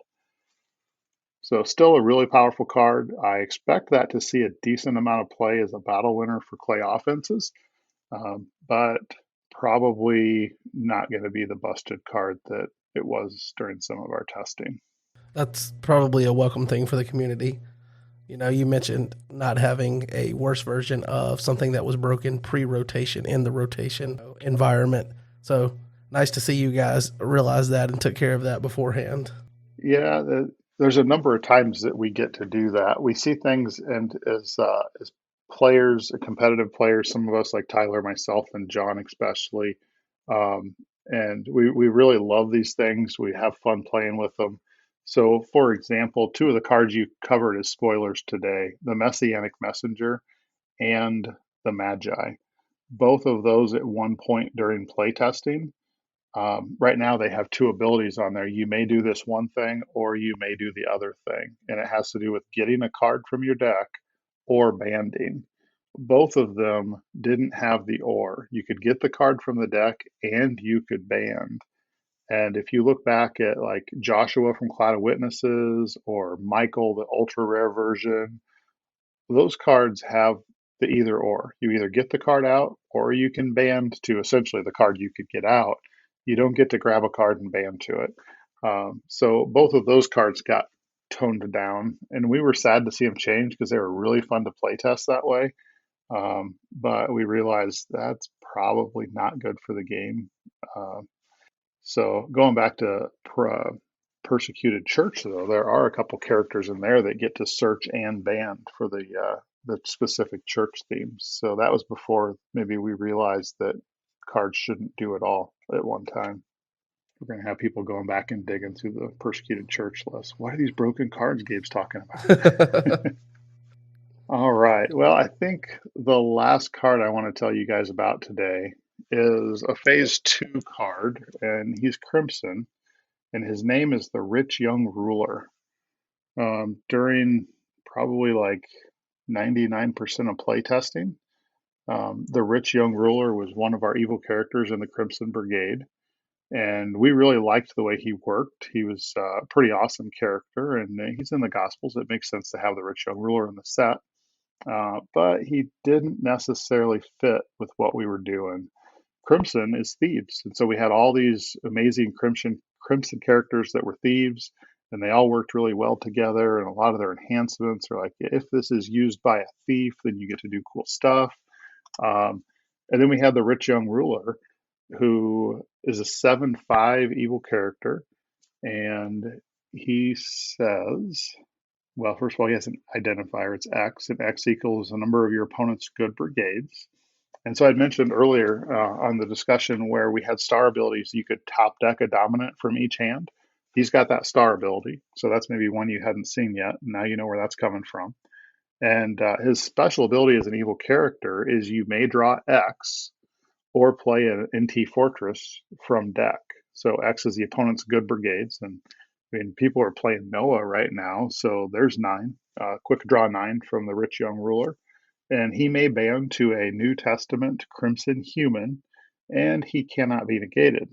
So really cool, really powerful evil character, but not a thief. So that was a bit of a disappointment to us. He's not going to function with all the other Crimson cards. So we decided late in the game that we really got to change this guy to a thief. And so there's honestly not a lot of verses in the New Testament. When you see these thief cards, you're going to be like, oh, they use the same verse a couple times, or maybe even like 3 times on some of these cards, because there's just not that many verses that talk about thieves, even though there's some. So what we ended up doing is, you may have seen a card on the phase 2 list called the Highwayman. The rich young ruler got his verse changed and his name changed to the highwayman, which is a term that is used to refer to thieves, at least in modern day society. It's probably not a biblical term. You're not going to find highwayman in the Bible, but you will find him talking about thieves, and that's what that means. So there's another spoiler for you, and another card maybe we'll drop in the spoiler channel for you guys so you can actually see the real deal this week. Nice. The Highwayman was one that when John was on and the set list dropped, I was like, okay, that one sounds pretty cool. So nice to know what it does. So that gives Thieves a CBN draw character to kind of combat, I guess, Matthew and things on the offensive side. When you get into GOC only booster draft and things of that nature. So seems like a good way to balance that out. Yes, yeah, and he can grab that New Testament fortress too, which is fairly important. Thieves have a lot of way to steal cards, and they have a fortress that then allows them to play those cards no matter what brigade they are. So it's kind of important for thieves to have their fortress if they're going to function And well. that's Den of Thieves, right? Den of Thieves would be that one. Yep. It's Nice. another card that went through quite a few changes. Not as many as Star of Bethlehem, but quite a few. Nice, nice. So we get some stories and we get some spoilers here. So Yeah, stories, spoilers. You just got to get me talking. That's all it takes.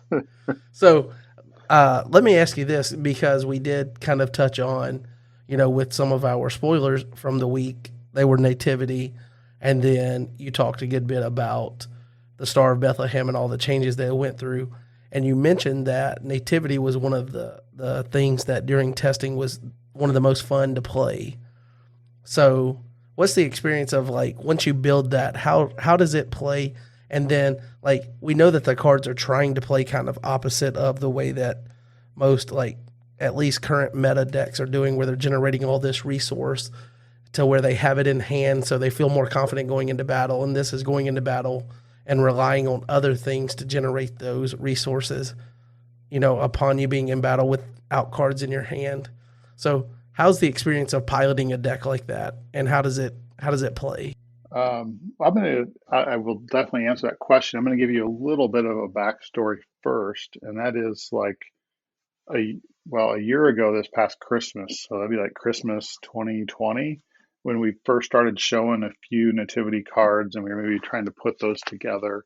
The nativity theme, the way we had tied that together initially was thinking like, Christ came, he came to do away with sin and evil. And so the nativity theme, a lot of what it was doing was it was negating things. It was negating evil. Um, and it was really hard to see that theme running through the nativity cards and to make them like this cohesive, cool thing based on just negating things or negating evil. It just doesn't make that cool of a theme. And so they were still like that during phase one of testing. And part of the reason we saved them for phase two is they just didn't feel right. They didn't feel like they were doing what a good theme should. They didn't feel cohesive.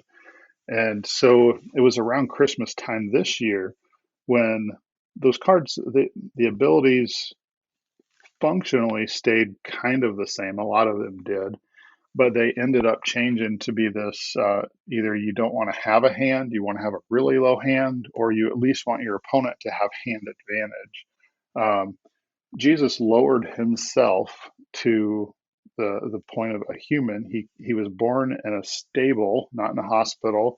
He spent his first night in a manger, not in a crib or a bassinet. He really lowered himself. So this idea of lowliness and having a low hand is where that comes from.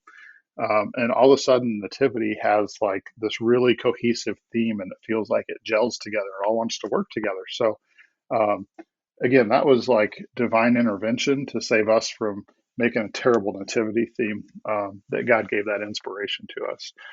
So I'd played Zebulon decks back in the day, and I really enjoyed Zebulon. I think it was Nationals in Boston, which might have been like 2010. I had a Type 2 Zebulon deck. I think I went undefeated in Type 2 with that deck. It was just awesome. It was fun to play.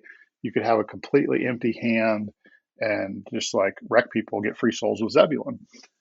You had to have a defense that was able to get some auto blocks or chump blocks or lock people out somehow. And that's kind of the idea how a Zebulon deck plays. And it's also the idea how Nativity plays, or at least the way I was testing Nativity. I really enjoyed that with the Zebulon deck. So that's part of why I enjoyed it with Nativity. Um, it's not a ton different than some of the decks are playing today. So when I built my Nativity test deck, if you guys have played a deck like John's hashtag Mayhem that is focused on trying to take advantage of Mayhem, you just want to be able to set everything down and play all your cards and then play Mayhem. So that's kind of how the Nativity deck works, at least the way I was using it, where I just want to be able to set everything down. So a lot of my enhancements were, I think maybe all my enhancements were territory class. I have a large number of characters in there, so I can set all that down. Obviously, dominance can tend to clog your hand if you don't play those right away. But basically, you just everything you have in the deck, you can play out. And if there's cards that you need to have in hand, you might be hiding those in the reserve with ways to get to those. So that's kind of how it played out. And I found it to be a lot of fun. Modern decks are playing that way, even though they keep some cards in hand and some resources in hand. But, I see people going into battle with a band that involves, maybe Jehoiada or King Jehoiada? No, not Jehoiada. King Jehoshaphat, and then Zadok, and then like Jeremiah or Noah. So they're going out there. They're not really expecting to play enhancements. They're expecting that my characters are powerful enough that they're going to beat you and I don't need anything else. And they may have done some things to attack your hand and make sure you don't have a way to beat them anyways. But I see a lot of people implementing that kind of strategy in Type 1 right now. So it's kind of what Nativity is doing, only taking a different approach, and it doesn't need to keep cards in hand to pull that off if everything's going well. Nice, nice. That's pretty cool in the backstory there. And also cool, kind of, I mentioned it in Discord when you guys shared some of these Nativity cards, is seeing the fact that this kind of started from the Zebulon style deck that was based on one character and using that ability to create a whole subset of characters and things that are, tying a deck strategy together here in GOC several years later. It's pretty cool to see that kind of mechanic evolve over time and be used. So definitely like seeing that.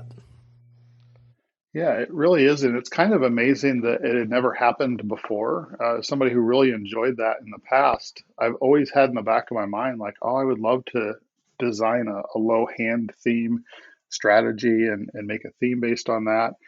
And in all the sets that I've been a part of, like, it's never clicked. I never remembered, and it's just never happened, even though it's come up in my mind so many times. But again, I feel like God just kind of blocked that out, and He had us save it for this nativity theme because it represents who He is and how He chose to rescue us. So the fact that it never happened before is because I really feel like God just blocked that out of my memory. And once we started talking about that as a team, like everybody was on board and they were so supportive of it and loved that direction. So it is really cool to see like one old card sparked an entire theme. How that can happen just from one card. There's a lot of design space left in Redemption that we've never touched on, and I think the game has an amazing future ahead of it. It's in the new set designs. Obviously, it's in new hands now with Chris and Tyler, and those guys have a ton of fresh ideas and new design space to work with, and there's so much cool stuff coming. It's going to be really awesome. Yeah, definitely like knowing that the game, what the future is for the game and knowing who's in charge of that and kind of, getting to introduce them here with the podcast or whatnot, knowing that the game is in good hands, even though, you're kind of stepping away from being that lead designer now. So I guess I feel privileged, I guess, that I've gotten to talk to you all through, well, I guess most of you elders, but especially like Chris and Tyler, now that they're taking over, we've had them on the podcast here. They're accessible for the community, and the community gets to, interact with them, knowing that they're the ones making cards. That's a pretty cool concept that, we've had that relationship with you now in the community and whatnot. In other card games, you're not talking to the people that are directly making the cards, and I think that's something that's unique to Redemption, and it's nice to see that, that as the torch is passing, it's still going to be a thing. Absolutely. It's kind of like what you mentioned at the beginning of the call where, you get to nationals and you think the top players are going to be this an elite group, and they're not. They're just regular guys just like you. They just happen to be good at a specific card game, maybe. And it's kind of that way with our leadership team too.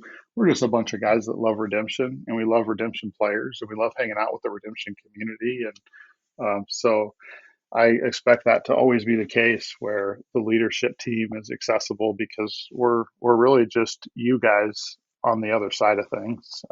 We're all one big happy family that loves the Lord and loves this game. Yep. So I guess we'll get ready to wrap up here, and definitely want to thank you, Gabe, for coming on and kind of giving us another look behind the curtain and telling us some stories from the other side on the design side of GOC, and especially even the promos and things where we're getting foil cards from the printer, just getting to hear the backstory on how all of that is coming to be. So appreciate you coming on and doing that.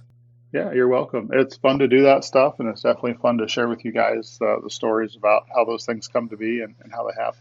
And obviously, we also want to thank our listeners. We want to thank you guys for tuning in each week and listening to the podcast, helping it be a platform for the community that it is.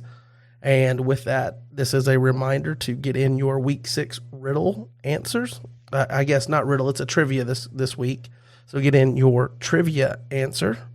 And that question again was, who, first and last name, designed the fan-created Star Wars set of cards?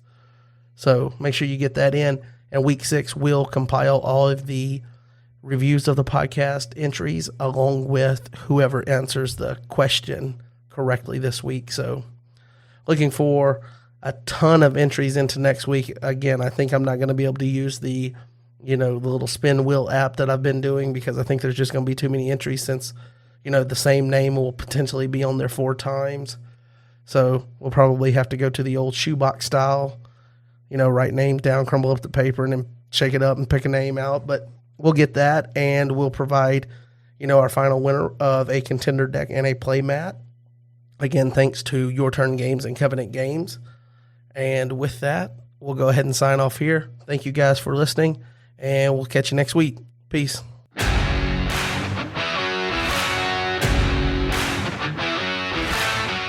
All right, that's going to do it for this episode of the Threshing Floor Podcast. I want to thank you all for tuning in and listening along. Also want to thank Gabe for coming on and sharing some of those stories with us from beyond the curtain, beyond the veil. And I want to remind you to get in your answers for your Week 6 giveaway for the remaining Contender Deck and playmat. And also, if you have not done reviews for the podcast, make sure you submit those to get your additional up to 3 entries, so you can maximize at 4 entries per person. And we'll give away that next week as we wrap up the 6-week giveaway. Thank you guys so much for listening and helping the podcast be what it is. Love you all. Peace.